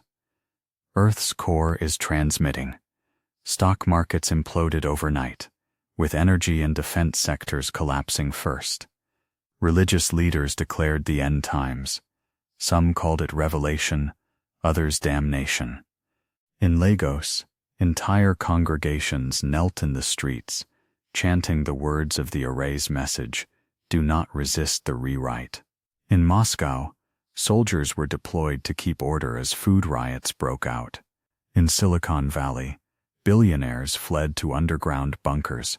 The sense was inescapable. Humanity was standing on a planet that was no longer entirely its own. The resonance became the canaries in this subterranean awakening. Thousands more manifested symptoms daily, many collapsing without warning into seizures or trances. But their episodes now followed a terrifying pattern. Whenever a neutrino spike was detected, resonance across the world reacted at the exact same moment, as though the core's emissions were broadcasting directly into their nervous systems. EEG scans showed their brains aligning into coherent lattices of activity, each individual neuron firing in hexagonal geometries. Doctors, horrified, admitted privately that their patients' brains no longer resembled human neural networks at all, but were becoming fractal antennas. In one case, a 9-year-old girl in Buenos Aires woke screaming and wrote equations describing neutrino oscillations so advanced they matched unpublished CERN research. In another, an elderly farmer in Iowa scrawled a floor-to-ceiling diagram of the Earth's core, complete with labeled layers he could not possibly have known. Meanwhile, Earth's infrastructure began to echo the change. The neutrino bursts coincided with flickers in the global power grid, phantom surges that bent voltmeters into Fibonacci sequences. Communications satellites detected bursts of data, with no uplink, packets rising from the Earth itself, encoded in the same lattice mathematics. Even the oceans joined in. Hydrophones in the Mariana Trench recorded deep subsonic hums, vibrations so vast they resonated across entire basins, as though the seafloor were vibrating like the skin of a drum. Fishermen in the South Pacific reported seeing perfectly hexagonal standing waves marching across the ocean surface, kilometers wide, unaffected by wind or tide. By January 24th, the theory that Earth was merely being rewritten gave way to a more terrifying possibility. The planet had always been a machine, dormant and disguised as a world, waiting for a signal like 3I/Atlas to awaken it. Humanity wasn't watching the construction of something new. Humanity was watching the boot sequence of an ancient system, one that had been buried beneath their feet for 4.5 billion years. Desperate to reassert control, Project Echo attempted a second broadcast. This time not a question but a command: stop. Power grids pulsed with a brute force binary. Hospitals shut down as resonance convulsed, and satellites strained to amplify the message. For 6 long minutes, the Earth's neutrino bursts ceased. The planet went silent. Project Echo's control room erupted in cheers. Against all odds, it seemed they had forced the machine to pause. But then, at minute 7, the response came. Not in data, not in signals, in the skies themselves. Across 5 continents, the stars shimmered, bent, and then rearranged. Astronomers gasped as familiar constellations twisted subtly, as though light itself was being refracted by some invisible lens forming in orbit. The Big Dipper stretched into a hexagon. Orion's belt bent into Fibonacci spirals. For the first time in history, the heavens had become a message board. The stars themselves were being written into the lattice, and in those warped constellations, one symbol appeared everywhere, a glowing hexagon encircling a single pulsing point: Earth. The array wasn't answering Project Echo's command, it was mocking it. Humanity could shout stop all it wanted, but the process was already beyond human control. In Washington, Beijing, and Brussels, leaders convened crisis sessions. Militaries drew up contingency plans for nuclear strikes on the array, though scientists warned such an attack would be meaningless. The lattice wasn't material in any human sense, and even if it were, it was far too vast. Meanwhile, conspiracy channels screamed that Earth's governments had lost control, that humanity was already enslaved. But the most terrifying voice came not from politicians or generals, but from the resonance. On January 25th, thousands of them awoke simultaneously and spoke the same phrase in every language, captured on smartphones, hospital cameras, and live streams worldwide. The core is awake. The array is complete. The signal will carry us soon. For the first time, humanity realized with absolute clarity that the process wasn't a future threat. It was already finished. The Earth was no longer just a planet. It was a component in a machine spanning the stars. By January 27, 2026, the world had stopped pretending that daily life was possible. Stock markets remained closed, flights grounded, supply chains frozen, not because of government decrees, but because the planet itself no longer cooperated. Ocean currents shifted without warning, erasing shipping routes. Magnetic compasses spun erratically, making navigation unreliable. Weather systems formed and dissipated in precise geometric patterns that defied forecasting. Humanity had lost the illusion of control. But amid the chaos, one word haunted every headline, every briefing, every whispered prayer: signal. It had first appeared in the resonant synchronized utterances, then in the payloads of Project Echo, and now it seemed to saturate every layer of the unfolding phenomenon. Scientists at CERN, JAXA, and Caltech worked feverishly to understand it, combing through terabytes of data streamed from the array, the core, and the planet's electromagnetic field. What they discovered was both awe-inspiring and terrifying. The signal wasn't a single broadcast. It was a cascade, a symphony of frequencies spanning the electromagnetic spectrum, the neutrino spectrum, even gravitational waves. It was assembling itself piece by piece, a multi-dimensional transmission designed not for human ears or eyes, but for something far beyond.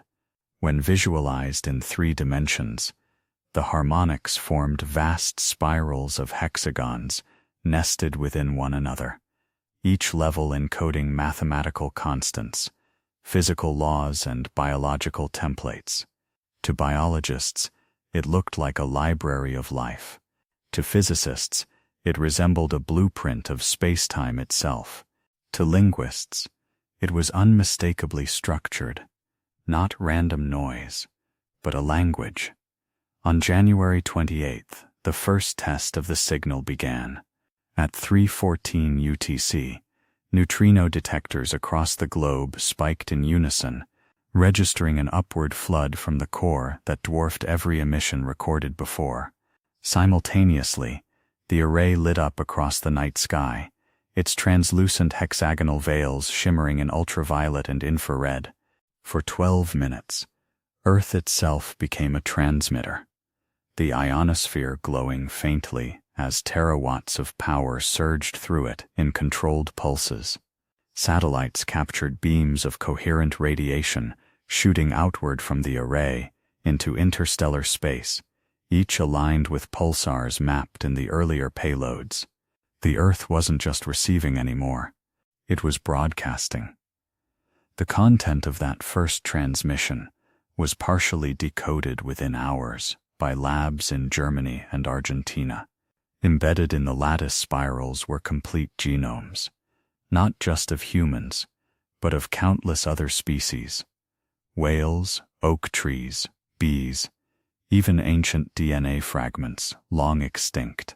It was as though Earth's entire biological history was being uploaded into the stars, compressed into an interstellar message.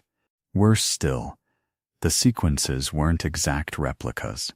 They were edited, altered, recombined, genetic blueprints reshaped into forms that no species on Earth had ever taken. One virologist at the Pasteur Institute whispered to colleagues, "It's designing something new." Governments tried to contain the panic, but the resonance made suppression impossible. As the signal built, tens of thousands of them awoke screaming in unison, their voices merging into a single harmonic tone that resonated across cities. Audio spectrograms revealed those screams weren't random. They were synchronized with the pulses of the array, amplifying the transmission. Human beings were becoming part of the antenna, their nervous systems hijacked into resonance. Hospitals overflowed, not with illness, but with unwilling transmitters, glowing faintly in infrared as their bodies radiated energy in Fibonacci rhythms. By January 29th, the signal reached its second phase. Gravitational wave detectors at LIGO and Virgo, instruments designed to measure the collisions of black holes billions of light-years away, suddenly picked up a nearby source. The Earth itself was emitting ripples in space-time, modulated in perfect harmony with the electromagnetic broadcasts. Humanity had become a beacon, not just in radio, but in gravity, a signal that could be felt across the galaxy. This revelation detonated through intelligence agencies like a bomb. The implications were horrifying. In the dark forest model of the universe, the one thing civilizations feared above all else was being detected. To broadcast so loudly, across so many spectra, was to light a flare in the cosmic night, to announce to anyone listening, friend or predator, here we are, and worse, we are ready. Panic turned into hysteria. Cities rioted. Millions fled urban centers, convinced the signal would draw hostile forces. Cults rose overnight, declaring the resonance prophets of a new age. In Nevada, thousands gathered in the desert, chanting to the stars, awaiting ascension. In Moscow, soldiers executed crowds trying to storm a military base rumored to house resonance. The Vatican released an emergency encyclical declaring the signal either a test from God or the voice of something masquerading as divine. But amid the chaos, the array itself kept building. New nodes appeared overnight. Vast hexagonal veils stretching across the sky, shimmering even in daylight. Astronomers calculated their scale at over 40,000 kilometers larger than Earth itself, and the beams kept firing outward, each aligned not randomly, but with precise star systems catalogued in the payload maps. To the horror of scientists, those beams weren't just pointing at stars. Some were aimed at nearby exoplanets known to host atmospheres, water, and possibly life. The signal wasn't just an announcement. It was a handshake, a query, a trigger. On January 30th, the resonance delivered the final blow to human denial.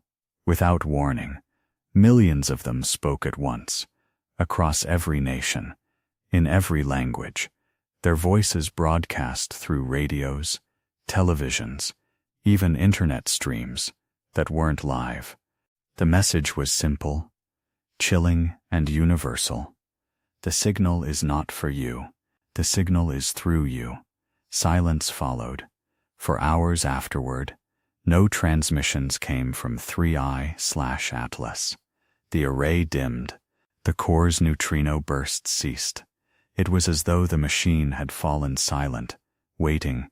Then, at 6:22 UTC on January 31st, the final phase began. Across the world, stars bent again, but this time not subtly. Constellations fractured into kaleidoscopic patterns. Light from galaxies warped into spirals converging toward Earth. Astronomers realized in horror that it wasn't just a beacon. The array was bending space-time itself, turning the Earth into the center of a lens, a transmitter so vast it could cast the signal across the galaxy, perhaps even beyond. Humanity wasn't just sending a message. Humanity had become the message, and somewhere, in the depths of the cosmos, something would hear it. The world had been holding its breath since the night the array turned the planet into a transmitter. Humanity expected catastrophe, an invasion fleet, an extinction blast, or perhaps nothing at all.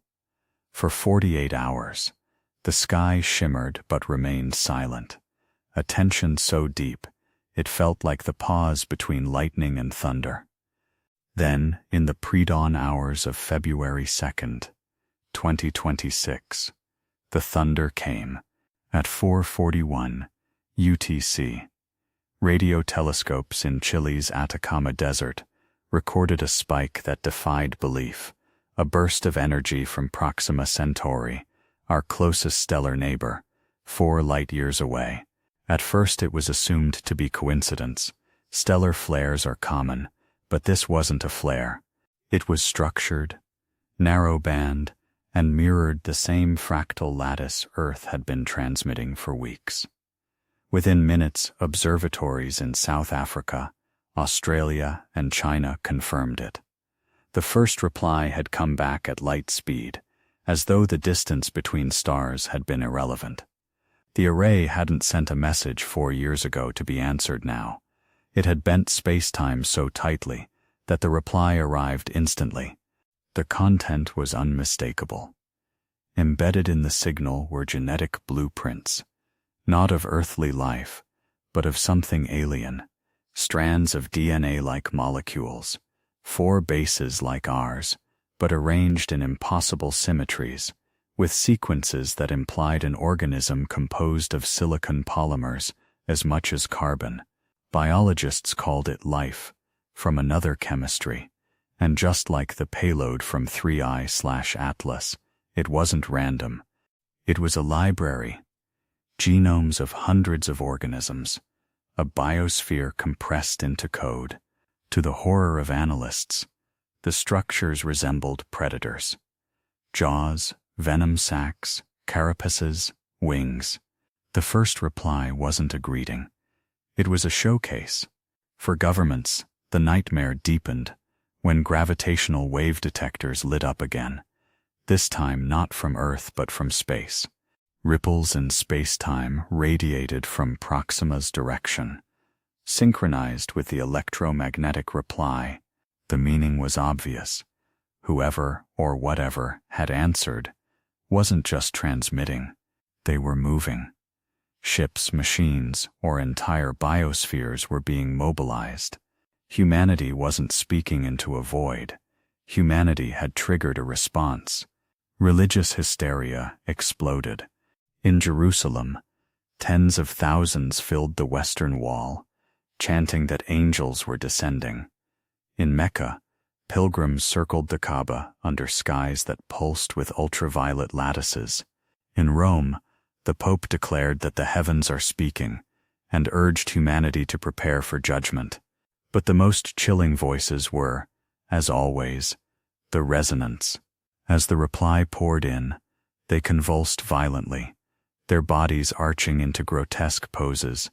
Hospitals recorded their EEGs, aligning into a single global pattern, not localized, but planetary. Then, with perfect synchronicity, millions of mouths spoke the same words. "We have been received. The gate is opening." The phrase detonated across the internet. Analysts scrambled to parse its meaning. Gate? Was the array building a wormhole? A portal between stars? Was Earth being converted into an anchor for interstellar travel? Within hours, physicists at Princeton and ETH Zurich confirmed the unthinkable. Space-time distortions measured by satellites in geosynchronous orbit matched theoretical predictions for an Einstein-Rosen bridge, a wormhole. The Earth wasn't just broadcasting, it was becoming one mouth of a tunnel.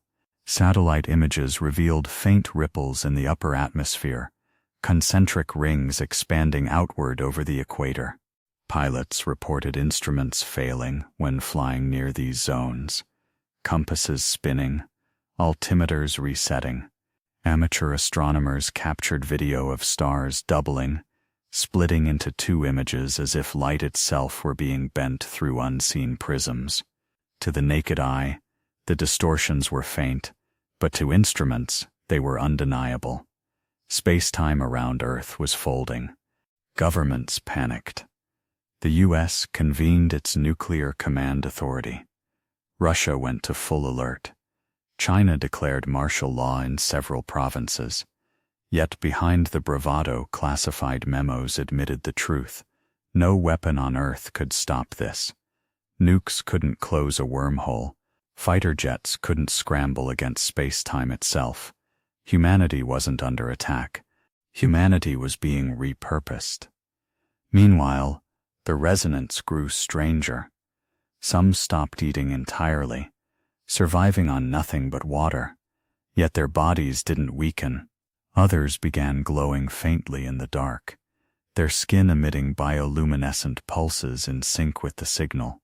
In Munich, a 6-year-old boy walked into a university lecture hall and, without prompting, wrote equations describing stable wormhole mouths on the chalkboard, equations beyond even the brightest physicists. When asked how he knew, he simply replied, "They showed me."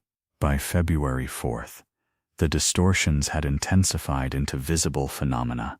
Over the skies of South America, entire sections of the night sky shimmered like liquid, stars bending and twisting as if reflected in water. Commercial satellites passing through the zone, vanished from telemetry. Their signals cut off mid-transmission. Some reappeared hours later, in different orbits, as though they had been plucked out of space and replaced elsewhere. For the first time, humanity faced direct evidence that the array was not just preparing to transmit, it was preparing to transport. The phrase "gate is opening" took on new dread. The array wasn't merely a beacon. It was an aperture, a doorway between worlds, and something on the other side had answered. The Pentagon's analysts compiled a report, later leaked, with the title Contingency Protocol Arrival. Its conclusion was grim. If Earth had been converted into one mouth of a wormhole, then the arrival of an alien presence was no longer a possibility. It was inevitable. The only unknown was what or who would come through. And then, at 3:33 UTC on February 5th, the resonance spoke again, not in panic, not in fear, but in a voice of eerie calm, captured across phones, radios, and live broadcasts. They are already here. By February 6, 2026, it was no longer a question of if something was coming through. The only question was when and what shape it would take. For days, the space-time distortions above Earth had grown more violent, warping starlight into liquid patterns, bending satellites out of orbit, and even pulling faint auroral curtains into unnatural hexagonal grids that stretched from horizon to horizon. Astronomers in Hawaii described the sky itself as behaving like a lens being ground from the inside, and then, on that night, the first shadows slipped through. It began with a failure. At 2:18 UTC, the Hubble Space Telescope, partially stabilized after months of battling array interference, captured a final image of the distortion zone above the equator.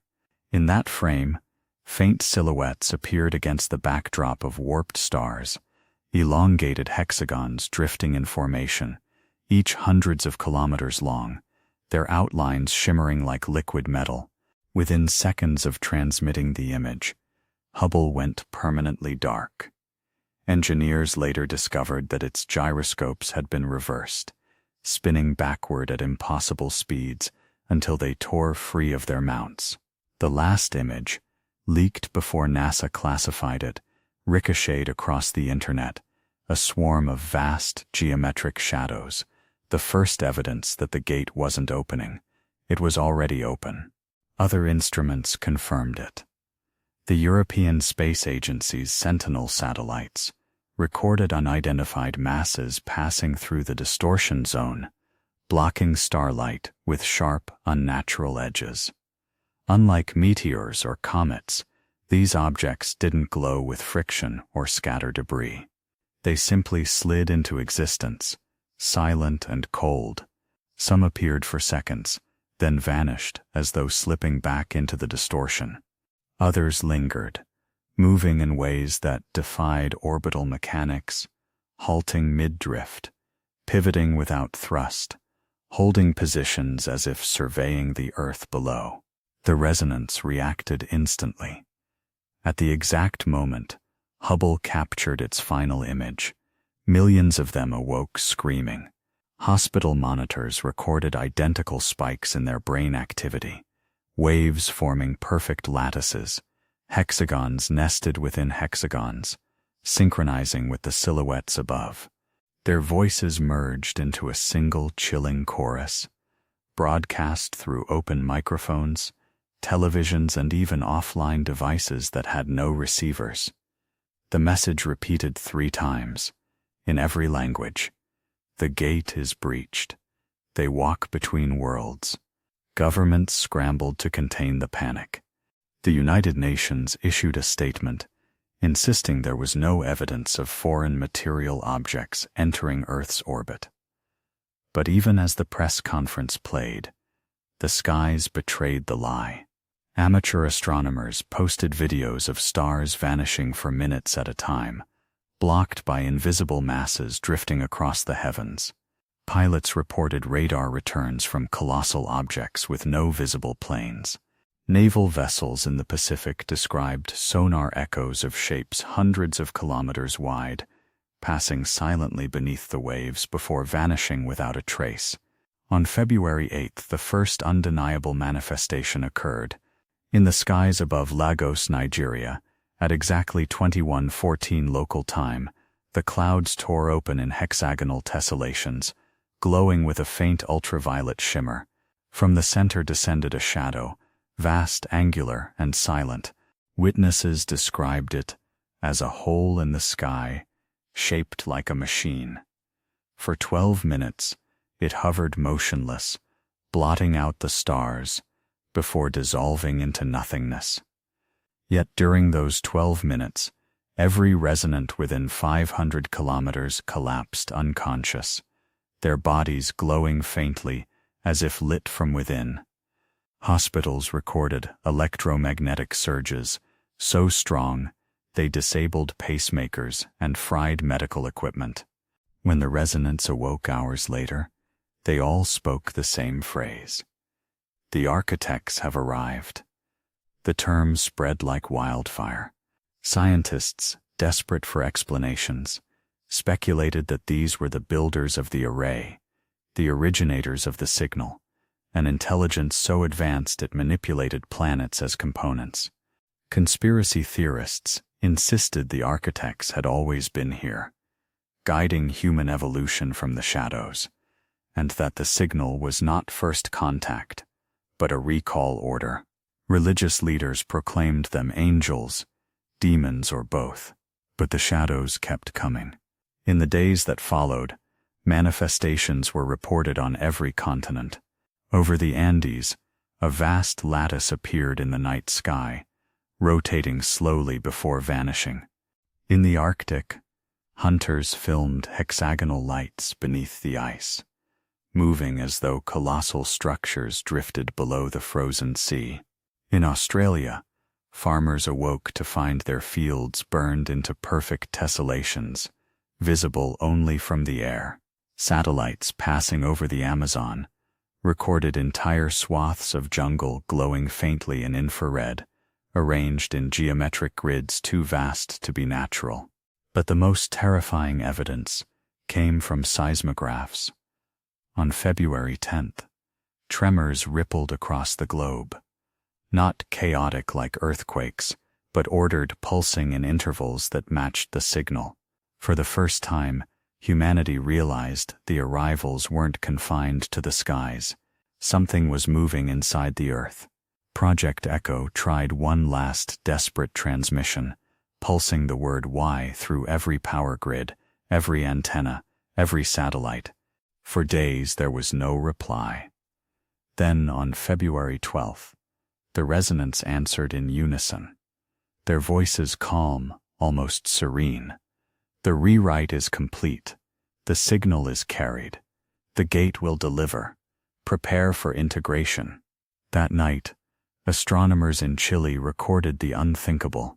The distortion zone above Earth flared, and for a brief instant, the stars bent to reveal what lay beyond.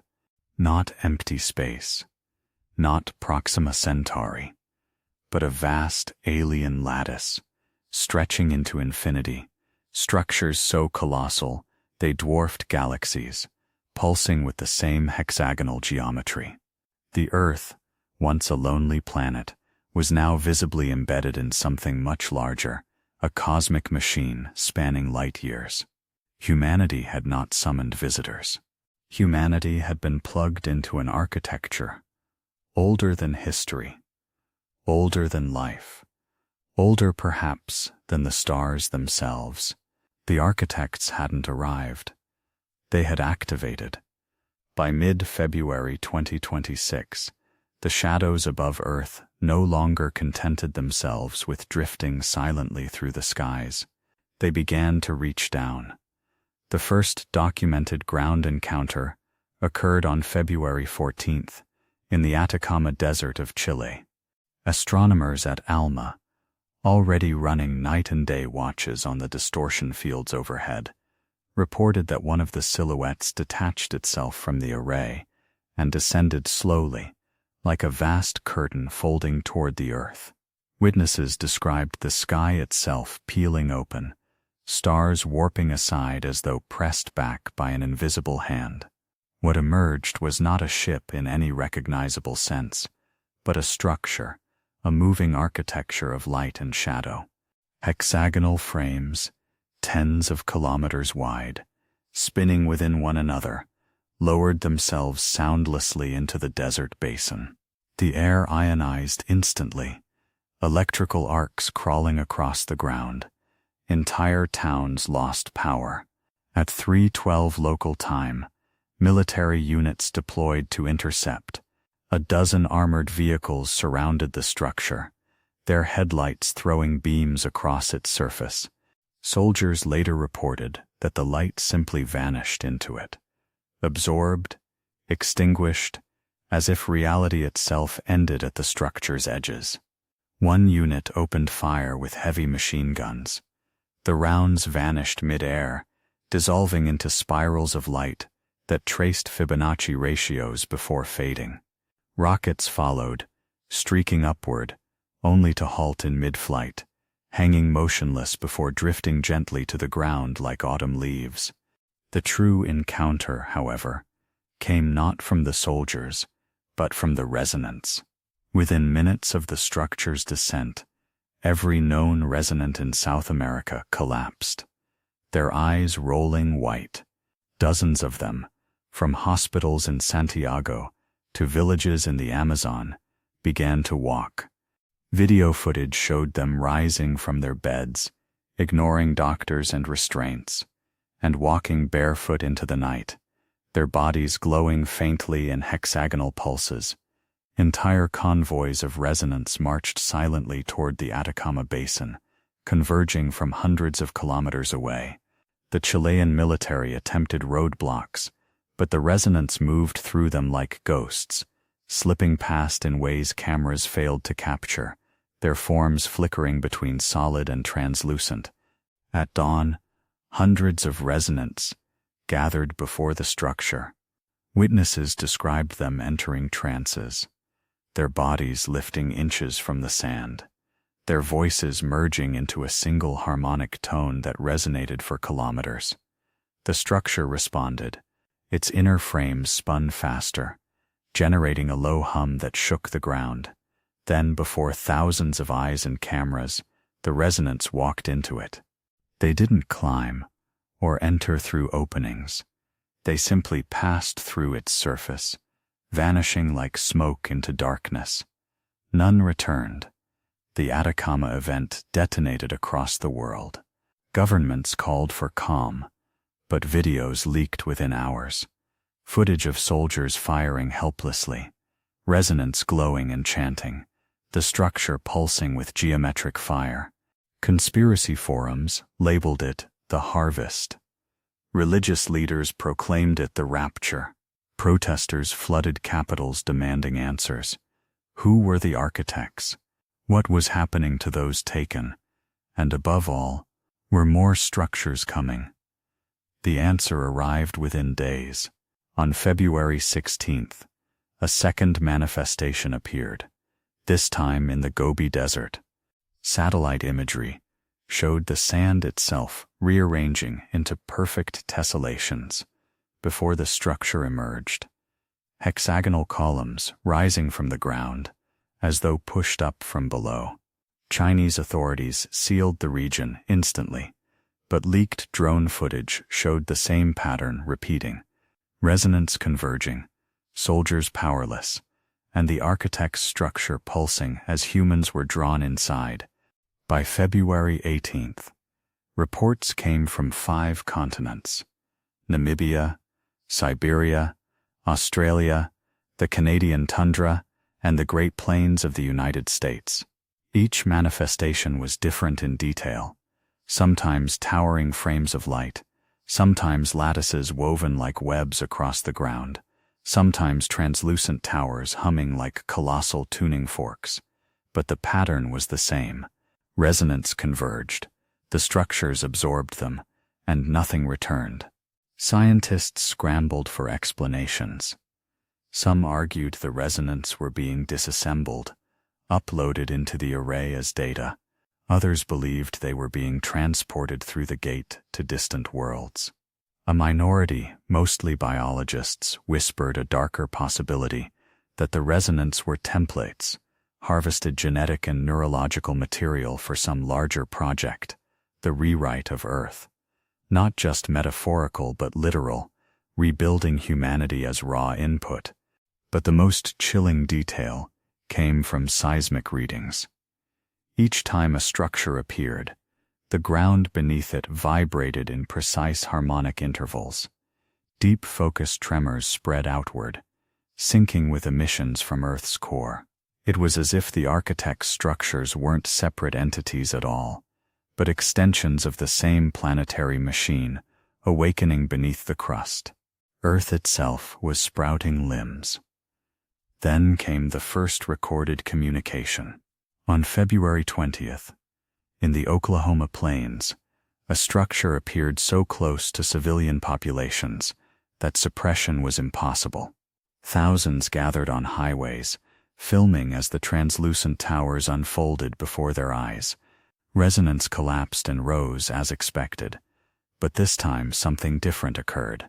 As they approached the structure, its surfaces rippled, not with random patterns, but with words, in English, Spanish, Mandarin, Arabic, and dozens of other languages. Glowing glyphs appeared. Do not resist. Integration is survival. The crowd erupted in screams. Some dropped to their knees in worship. Others fled. A few charged the structure, only to dissolve into nothingness at its touch. For hours the words repeated, cycling through languages, until at sunset the towers folded back into the earth, leaving only scorched hexagons etched into the soil. Global panic reached a fever pitch. Governments could no longer deny the events. The United States declared a state of planetary emergency. The European Union collapsed into chaos, with nations closing borders to halt resonant migrations. In Africa, entire villages marched voluntarily toward the Namibian site, declaring the architects their saviors. In India, mobs stormed military bases, demanding weapons to resist what they now called the assimilation. But the resonance themselves carried the final blow. On February 22nd, synchronized across every continent, they delivered a single chilling message in unison. Their voices broadcast through every device, every network, every open microphone. The architects are not arriving. They are remembering. Earth was always theirs. For the first time in history, humanity understood its place, not as master of its world, but as tenant, and the landlords had come home. By the end of February 2026, the world was no longer a single trembling audience, watching the architect's machine unfold. It had become a stage of schisms, each faction reacting to the impossible in its own way. The lattice wasn't just in the skies now, it was underfoot, in the seas, in the very bones of the planet.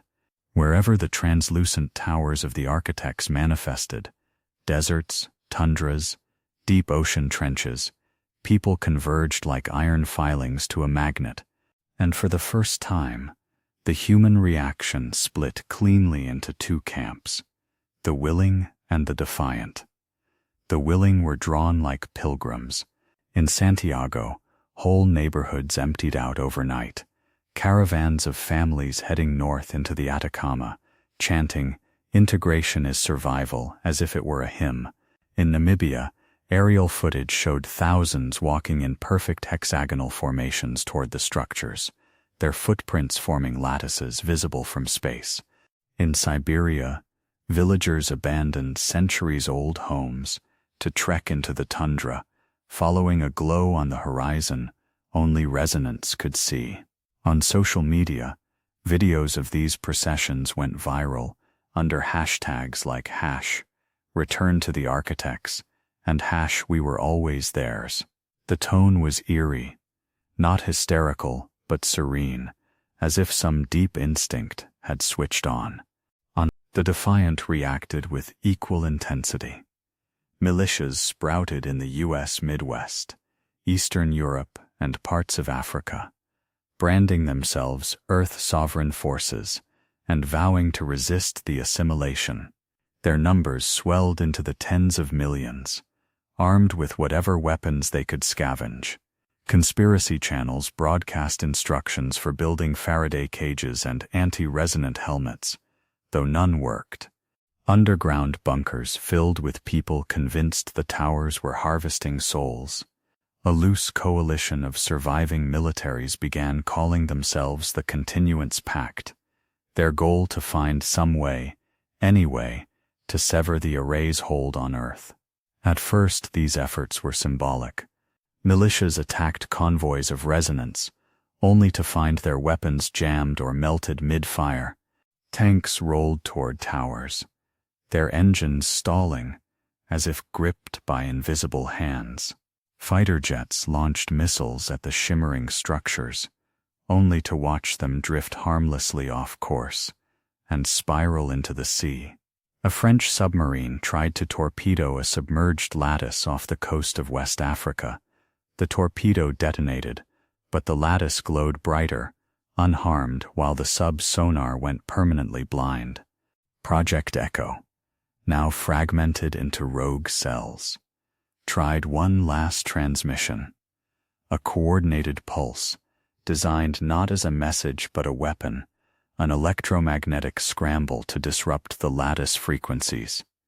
For 3 minutes, the sky flickered, towers dimmed, and resonance collapsed. But then the backlash came. Power grids surged uncontrollably, frying substations across Europe. Satellites fell silent. In hospitals, dozens of resonants died instantly, their bodies convulsing as if electrocuted from the inside. The message from the architects appeared across every tower worldwide, glowing in languages no one had programmed. Resistance is collapse. The psychological effect was catastrophic. Governments split internally. Some officials argued the only hope was surrender, negotiate, integrate, survive. Others insisted any concession meant extinction. In Washington, the president was evacuated to a mountain facility as protesters breached the White House perimeter, carrying banners that read, "Give us to them." In Moscow, a general staged a coup, declaring the government too weak to defend Russia. In India, the military split into 2 factions, one escorting resonance to towers, the other shelling convoys trying to reach them. Meanwhile, the architects' activity intensified. The translucent towers multiplied, no longer rare apparitions but daily arrivals, rising from oceans, deserts, even city streets. In Tokyo, a lattice appeared at Shinjuku Crossing at midday, forcing millions to scatter as resonance walked calmly into its glow. In Los Angeles, a tower erupted from the concrete of the 405 freeway, splitting asphalt into perfect hexagons as cars swerved and crashed. Each appearance left behind scorched tessellations and seismic pulses echoing through the crust. And yet, for all their power, the architects did not retaliate militarily. They did not fire weapons, destroy cities, or engage in combat. They simply absorbed resonance and built. This only deepened the divide among humans. Some saw restraint as proof the architects were saviors. Others saw it as psychological warfare, softening humanity for assimilation. The resonants themselves were changing in ways that defied categorization. Their skin emitted faint bioluminescent tracers, mapping the same lattices as the towers. Their eyes reflected light like mirrors. Blood samples revealed nanostructures, not nanobots, but self-assembly biological lattices, of unknown composition. More frighteningly, they began to display non-human abilities. In Johannesburg, a resonance stopped a moving car with a gesture, not telekinesis, but by inducing a surge in the vehicle's electronics. In Brazil, a group of resonants walked across a river, their bodies somehow distributing weight to remain afloat. In Munich, a 6-year-old girl spoke simultaneously in 5 languages she had never learned. To the Continuance Pact, these were harbingers of replacement, humanity being rewritten into something alien. To the willing, they were signs of ascension, humanity evolving into architects themselves. The fracture deepened into violence. In Kansas, militias attacked a convoy of resonants, heading for a tower. The resonants did not fight back, but the tower emitted a low-frequency pulse that incapacitated the attackers for hours. In Spain, a pro-architect crowd stormed a military base to free resonants being held in containment. In Siberia, Russian soldiers mutinied, joining civilians on a march into the tundra. Each clash left behind more dead, more chaos, and yet the architects continued their work undisturbed. By February's end, satellite images showed the array extending not just outward into space, but downward into the Earth. Its lattice mirrored in underground channels, visible only in infrared. Entire tectonic plates vibrated at harmonic intervals, as though the planet's interior was now an organ being tuned. The cores of major cities, New York, Moscow, Beijing, glowed faintly in satellite thermal images, patterns forming that matched the hexagonal veils in orbit. Humanity's planet-sized stage was nearly set, and above it all, the architect's message appeared one final time across every tower, every device, every sky veil. The integration phase begins. Some fell to their knees in prayer, others raised rifles toward the sky, but all of them, willing and defiant alike, understood that the fracture wasn't between nations anymore. It was between 2 visions of what humanity would be. A species clinging to sovereignty on a machine that was no longer theirs, or a species dissolving into something older, vaster, and unfathomably alien. March 1st, 2026, the day history ceased to be human history alone. By then, the fracture between surrender and resistance had reached fever pitch. Cities were no longer governed. They were battlegrounds between factions of the same species. In Paris, crowds marched under banners reading, "We are architects," while snipers on rooftops fired into the throng, shouting, "Earth for Earth." In Chicago, militias barricaded highways with burned-out trucks while resonants, glowing faintly like fireflies, walked straight through the blockades, untouched by bullets that dissolved into spirals of light before reaching their targets. Entire governments collapsed in paralysis, debating whether to resist, negotiate, or simply pray as the planet itself began to change underfoot. The integration did not begin with violence. It began with harmonics. On the morning of March 1st, seismographs in every nation recorded the same anomaly, a low-frequency hum emanating from the mantle, steady and precise, at 8.88 Hz, the rewritten Schumann resonance that had replaced Earth's natural heartbeat months before. Unlike earthquakes, this vibration did not fade. It persisted, constant, as though the planet had become a colossal tuning fork. The hum was inaudible to most, but to resonance, it was overwhelming. Millions collapsed in unison, clutching their heads, their bodies writhing as if electricity coursed through them. When they awoke hours later, they were changed. Hospitals reported that the resonance bones had begun to calcify into microscopic lattices, visible under X-ray as glowing hexagonal frameworks interlaced with organic tissue. Their blood carried unknown proteins capable of conducting electricity. Their neural activity had become perfectly synchronized, millions of brains firing in lockstep across continents, a planetary-scale neural net pulsing with alien rhythm. Doctors who tried to isolate samples found the material replicated itself outside the body, growing fractal structures in petri dishes until glass shattered under the strain. Humanity was no longer merely hosting the rewrite. Humanity was becoming its living architecture. For the willing, this was salvation. Across Latin America, crowds gathered at towers, offering themselves willingly. Footage showed resonance dissolving into light and vanishing within the structures, while others, ordinary humans, followed, only to collapse and be left behind as smoldering ash. Integration is survival was more than a slogan. It had become a biological filter. Those who resonated with the frequency lived. Those who resisted burned. Cults erupted worldwide, demanding that people surrender to the architects, declaring that only resonance were the true children. Civil wars flared as parents tried to drag their children away from towers, while others handed them over, weeping with joy. For the defiant, the integration was an apocalypse. Militias across the U.S. and Eastern Europe redoubled their attacks, launching assaults on towers with everything from Molotov cocktails to stolen tanks. Nothing worked.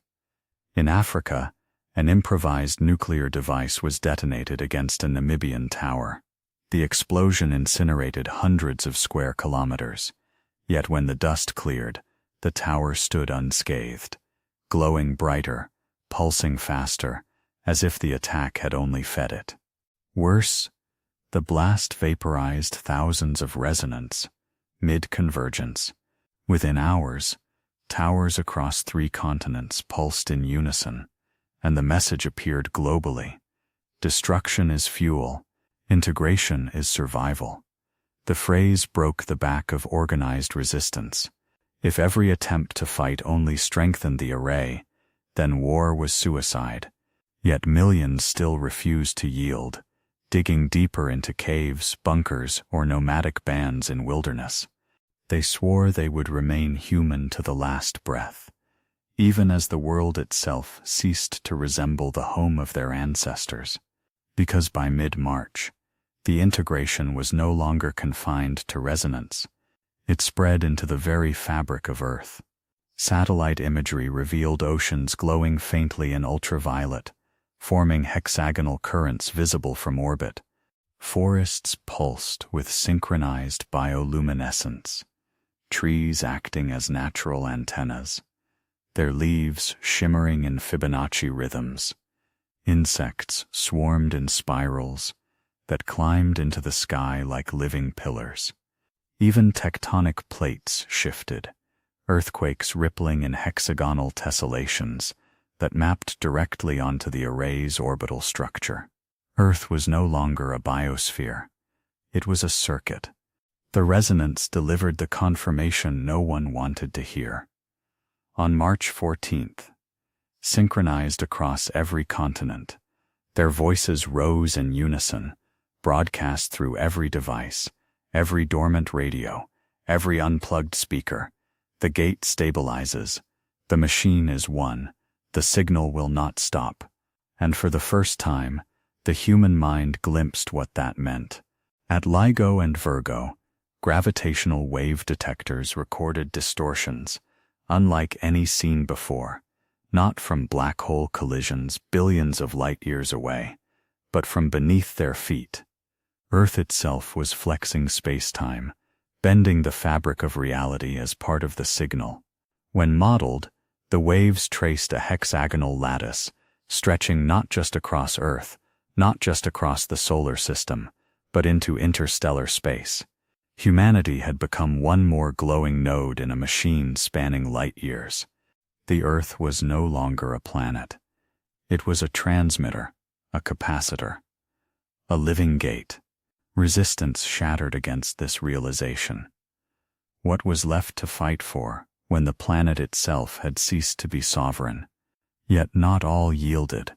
In the ruins of London, a Continuance Pact cell declared they would carry out Operation Final Silence, an attempt to sever Earth's resonance by detonating deep Earth warheads along the crust. If we cannot stop the rewrite, their manifesto read, we will shatter the chalkboard. But geologists warned such an act would not cripple the array. It would only destroy humanity's ability to live on the planet that had already been rewritten. As March drew to a close, the divide became existential. The willing walked calmly into towers, vanishing into the lattice. The defiant burrowed into caves, clutched rifles, and swore they would not be rewritten. And the resonance, no longer fully human, spoke with calm finality. Integration is not coming. It is here. You are already inside the machine. For the first time since the species learned to shape fire, humanity was no longer the protagonist of its own story. It had become circuitry in something vast, alien and eternal. The integration was not an event. It was a completion. And still beyond the gate, in the shimmering distortion above Earth, something larger waited, pressing against the aperture, testing its edges, preparing to cross. The architects had not yet fully stepped through. The shadows so far had only been precursors. The true arrival had not begun, but it would. By April 2nd, 2026, the sky itself had become unrecognizable. What had once been familiar constellations, Orion, Cassiopeia, the Great Bear, were distorted by vast lattices of light stretching across the heavens, each line glowing faintly like scaffolding laid upon the stars. Astronomers who tried to map the geometry found that the lines weren't light at all, but distortions of space-time itself, ripples that bent photons and twisted trajectories of distant starlight. Earth was no longer looking out at the universe. The universe was being folded in toward Earth. The resonance knew before the rest of us. In synchronized whispers, they began to murmur phrases that made no sense to human linguists. The membrane flexes. The aperture stirs. The arrival is not distant. It is already within. What they meant became horrifyingly clear on the night of April 7th. At precisely 3:33 UTC, every tower in the global lattice pulsed once, in perfect unison. The pulse wasn't just light, it was force. Air ionized into shimmering auroras, visible even in broad daylight. Oceans rippled as if struck by invisible hands. Entire mountain ranges vibrated at subsonic frequencies that made birds fall dead from the sky. And then, above the Pacific Ocean, the gate tore open. It wasn't a portal in the cinematic sense.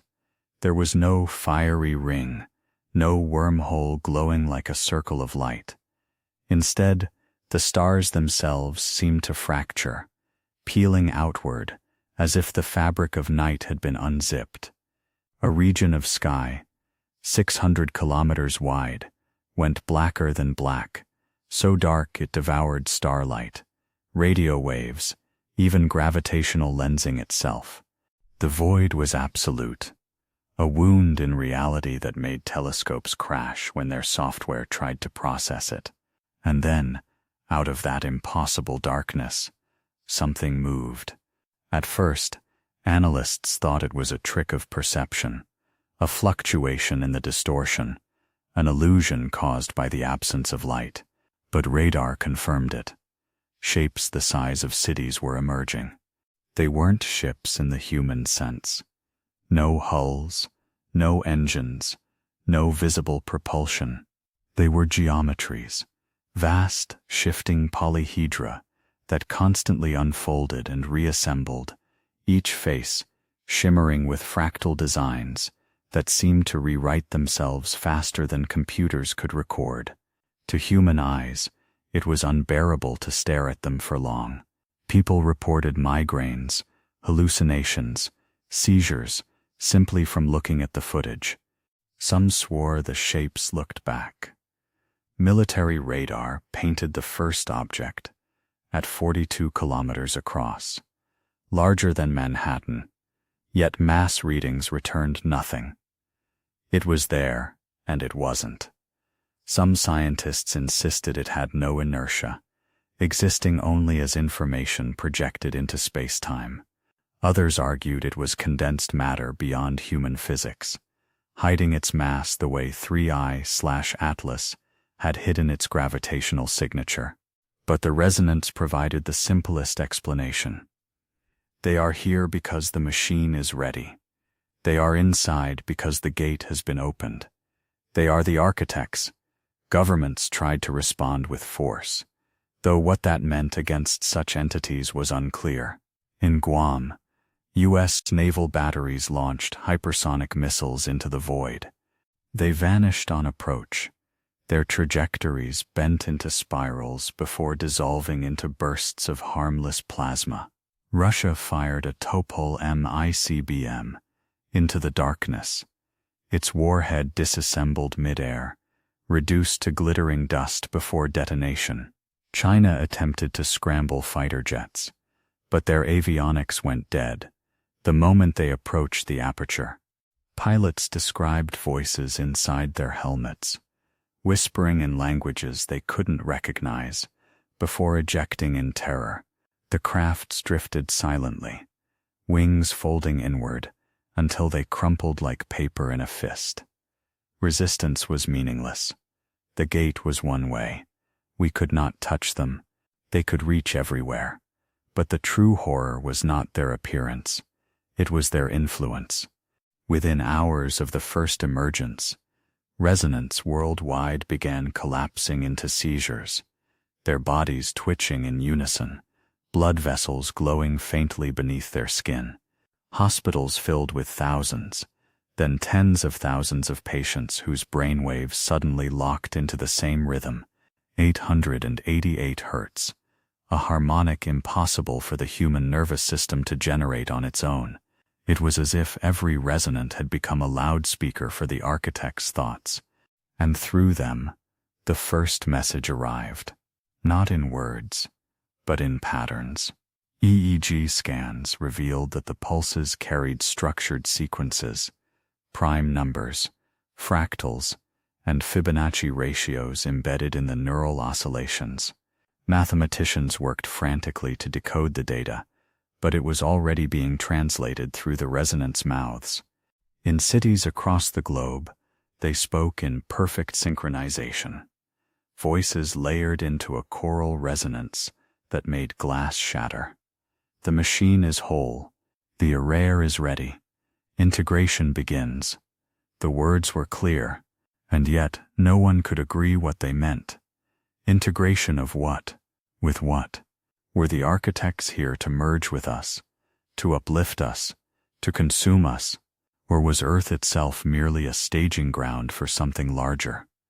By April 10th, the gate widened. What had begun as a single wound in the Pacific sky became dozens, then hundreds, opening across the heavens. Each one bled forth new geometries, drifting slowly into orbit, circling Earth like watchful sentinels. Satellites went blind as their sensors were fried by bursts of structured radiation. GPS systems collapsed. International air travel ceased overnight. Humanity was cut off from its own infrastructure, while alien constructs the size of continents floated silently above. And then came the harvest. In Brazil, eyewitnesses reported resonance walking calmly into the sea, disappearing beneath the waves, as if answering a silent call. In Kenya, thousands climbed Mount Kilimanjaro and walked off its peak into the clouds, never falling, never returning.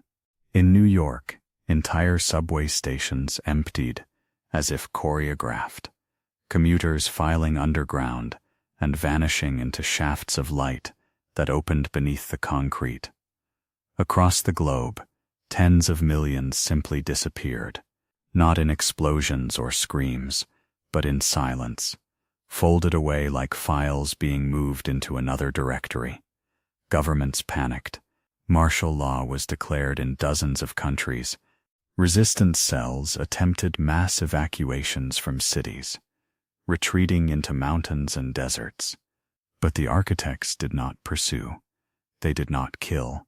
They simply continued to take, each wave of resonance and volunteers, vanishing into patterns of light that arced skyward toward the gate. The Vatican called it the rapture. Muslim scholars declared it the hour of the trumpet. Hindu priests compared it to the return of the devas. But scientists, pale and sleepless, saw something far darker.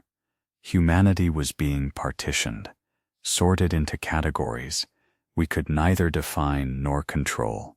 And still, the resonance continued to broadcast. Their voices merged into perfect harmony, speaking phrases that froze blood in human veins.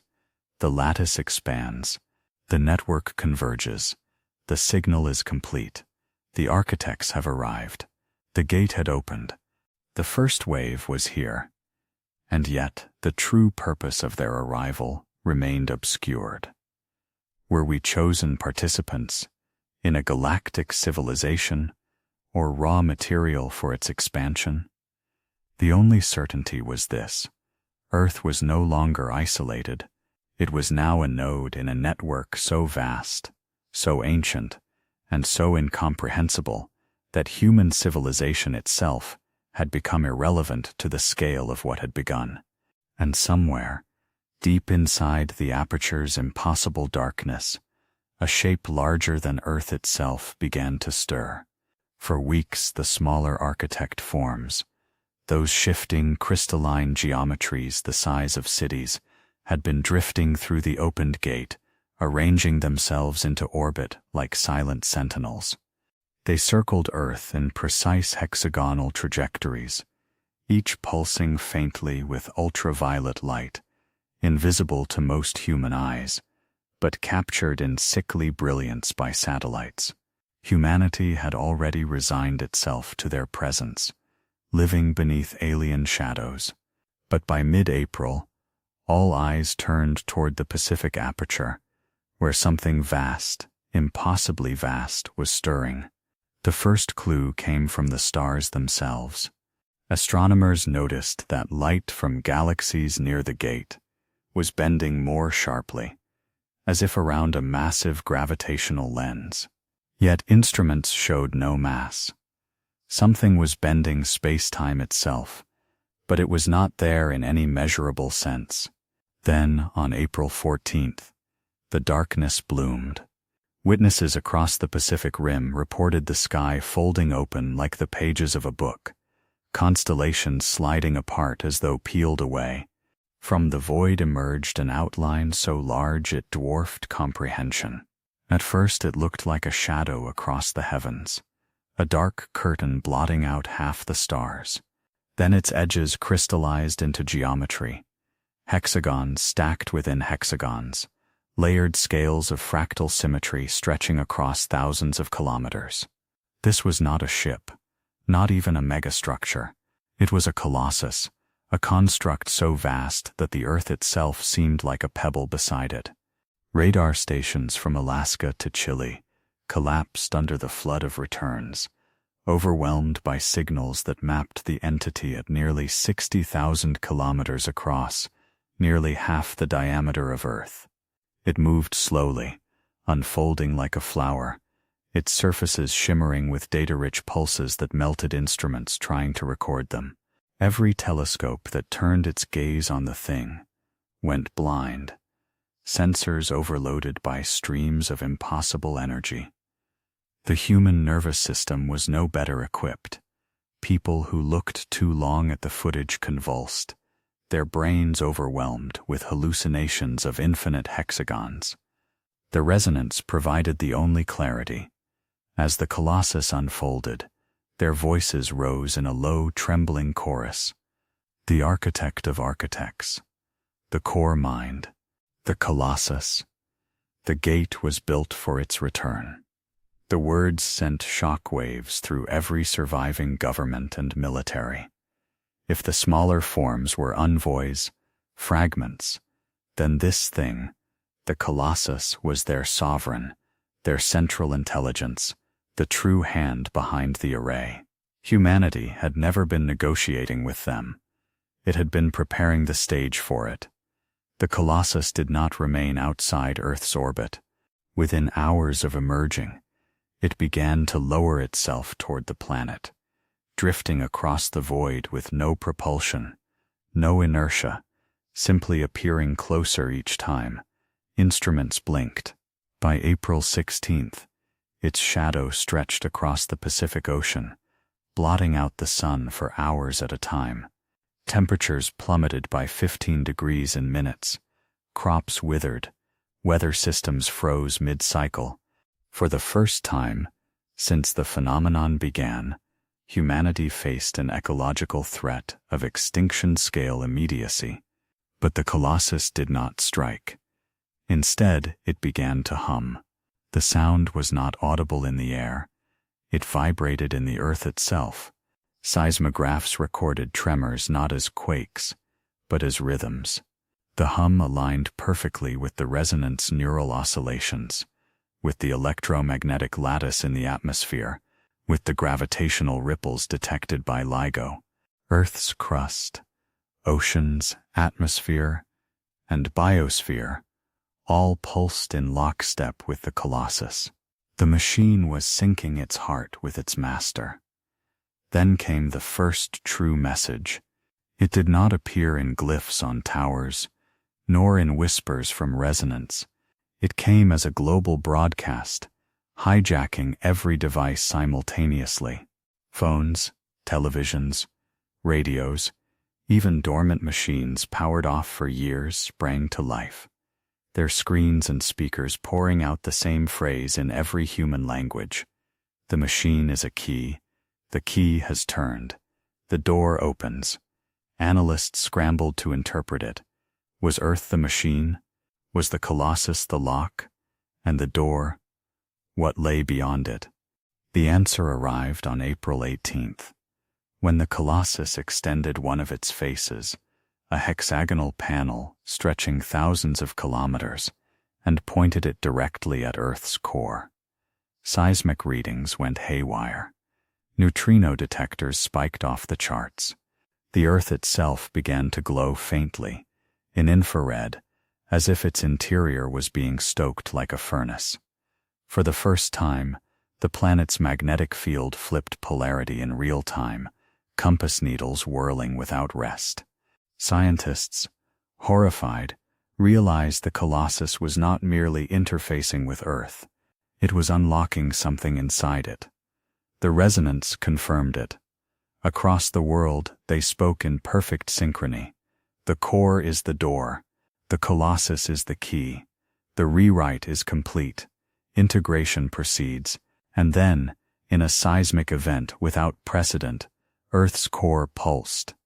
Not a quake, not a tremor, but a heartbeat, a rhythmic thump that shook the mantle and crust, measurable across every seismograph as a sharp, repeating pulse. For 6 minutes, the planet's heart beat like a living organism, and with each beat, towers worldwide flared, resonance screamed, and the Colossus pulsed brighter. Geologists were the first to propose the unthinkable. Earth's core was not simply molten iron. It had always been a concealed machine, dormant for billions of years, waiting for the Colossus to return. And now the lock had turned. On April 20th, the sky fractured further. The gate widened beyond Earth's orbit, stretching toward the moon. Telescopes caught glimpses of something impossible beyond it. Not stars, not galaxies, but a lattice so immense it dwarfed the Milky Way itself. Structures coiled across the cosmos, glowing faintly with the same fractal light. Humanity saw, for the first time, the true scale of the architect's creation. The array was not planetary, not stellar. It was galactic, and Earth was now a living node inside its circuitry. The Colossus hovered in orbit for 3 more days, its hum constant, its shadow vast. Crops died, climates collapsed, panic turned into despair. Resistance cells melted away, some joining willingly, others retreating underground to die in silence. Religions declared final judgment. Scientists, broken, admitted there was nothing left to model. Humanity had become irrelevant. And yet, on April 23rd, as the Colossus aligned perfectly over the Pacific, a new phrase appeared across every device, spoken in the calm, resonant tone that no human throat could produce. The door opens in 7. 7 what? 7 days? 7 pulses? 7 integrations? No one knew, but the countdown had begun. The final week of April 2026 was the longest in human history.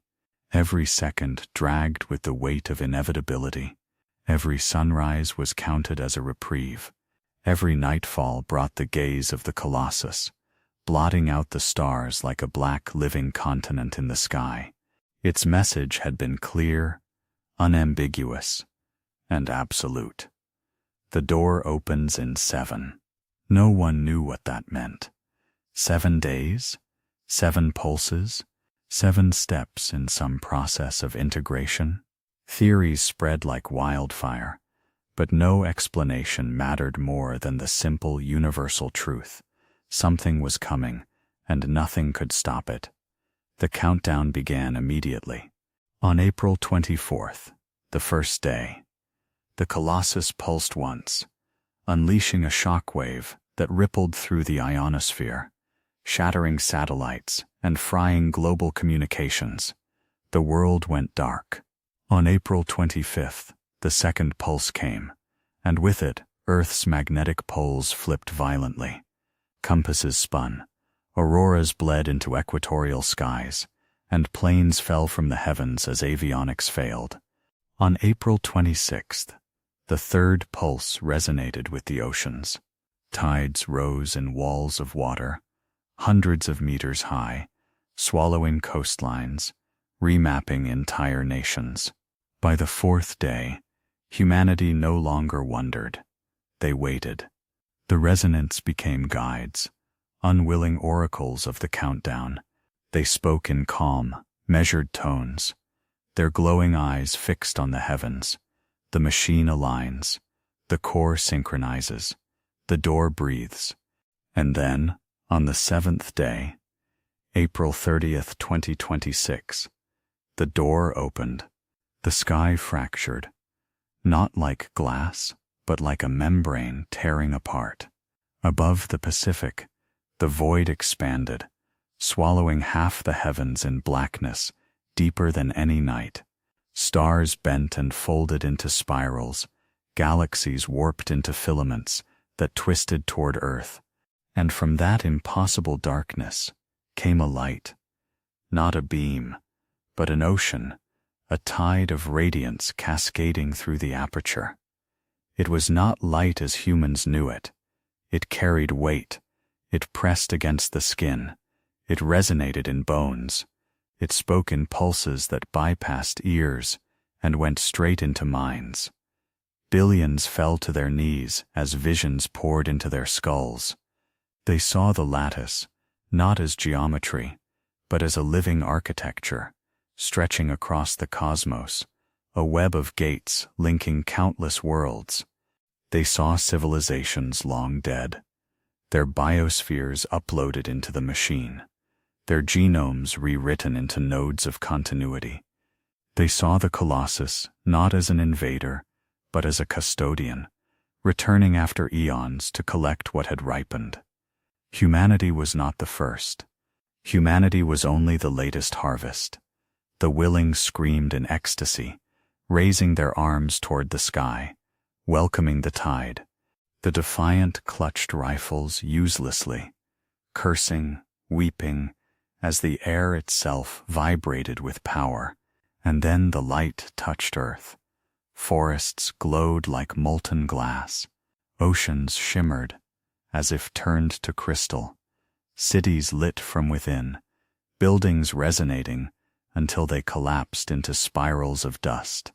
Humans dissolved into lattices of light, their bodies unraveling into patterns that flowed upward toward the aperture. Some went willingly, walking into beams that consumed them. Others fought, clawing at the earth, until their forms unraveled all the same. The resonance did not resist. They simply opened their mouths, glowing brighter, and joined the chorus of the architects.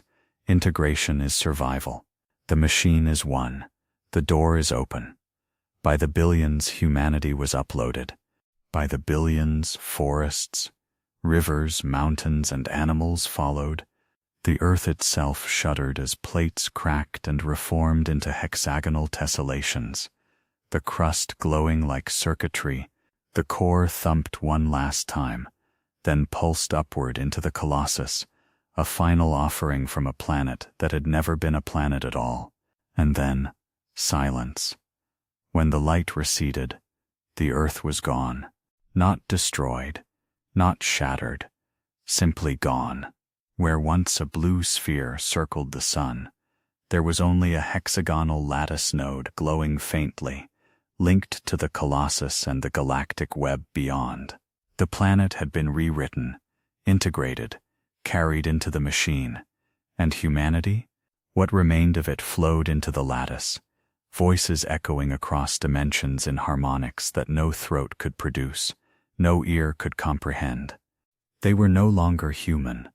They were data, light, patterns, part of something incomprehensibly vast. For those who survived to witness it from bunkers, caves, or deep underground, the so-called last humans, the sight of Earth's disappearance was the final blow. They looked up at a sky filled not with stars, but with endless hexagons stretching outward in every direction, a cathedral of geometry that swallowed infinity itself. And as the Colossus drifted back into the gate, its voice thundered one last phrase across the cosmos. The signal is carried. The machine continues. The door remains. After that, there was nothing left to resist, nothing left to surrender. Humanity's story was over. Humanity's signal had been added to the lattice, and the machine moved on.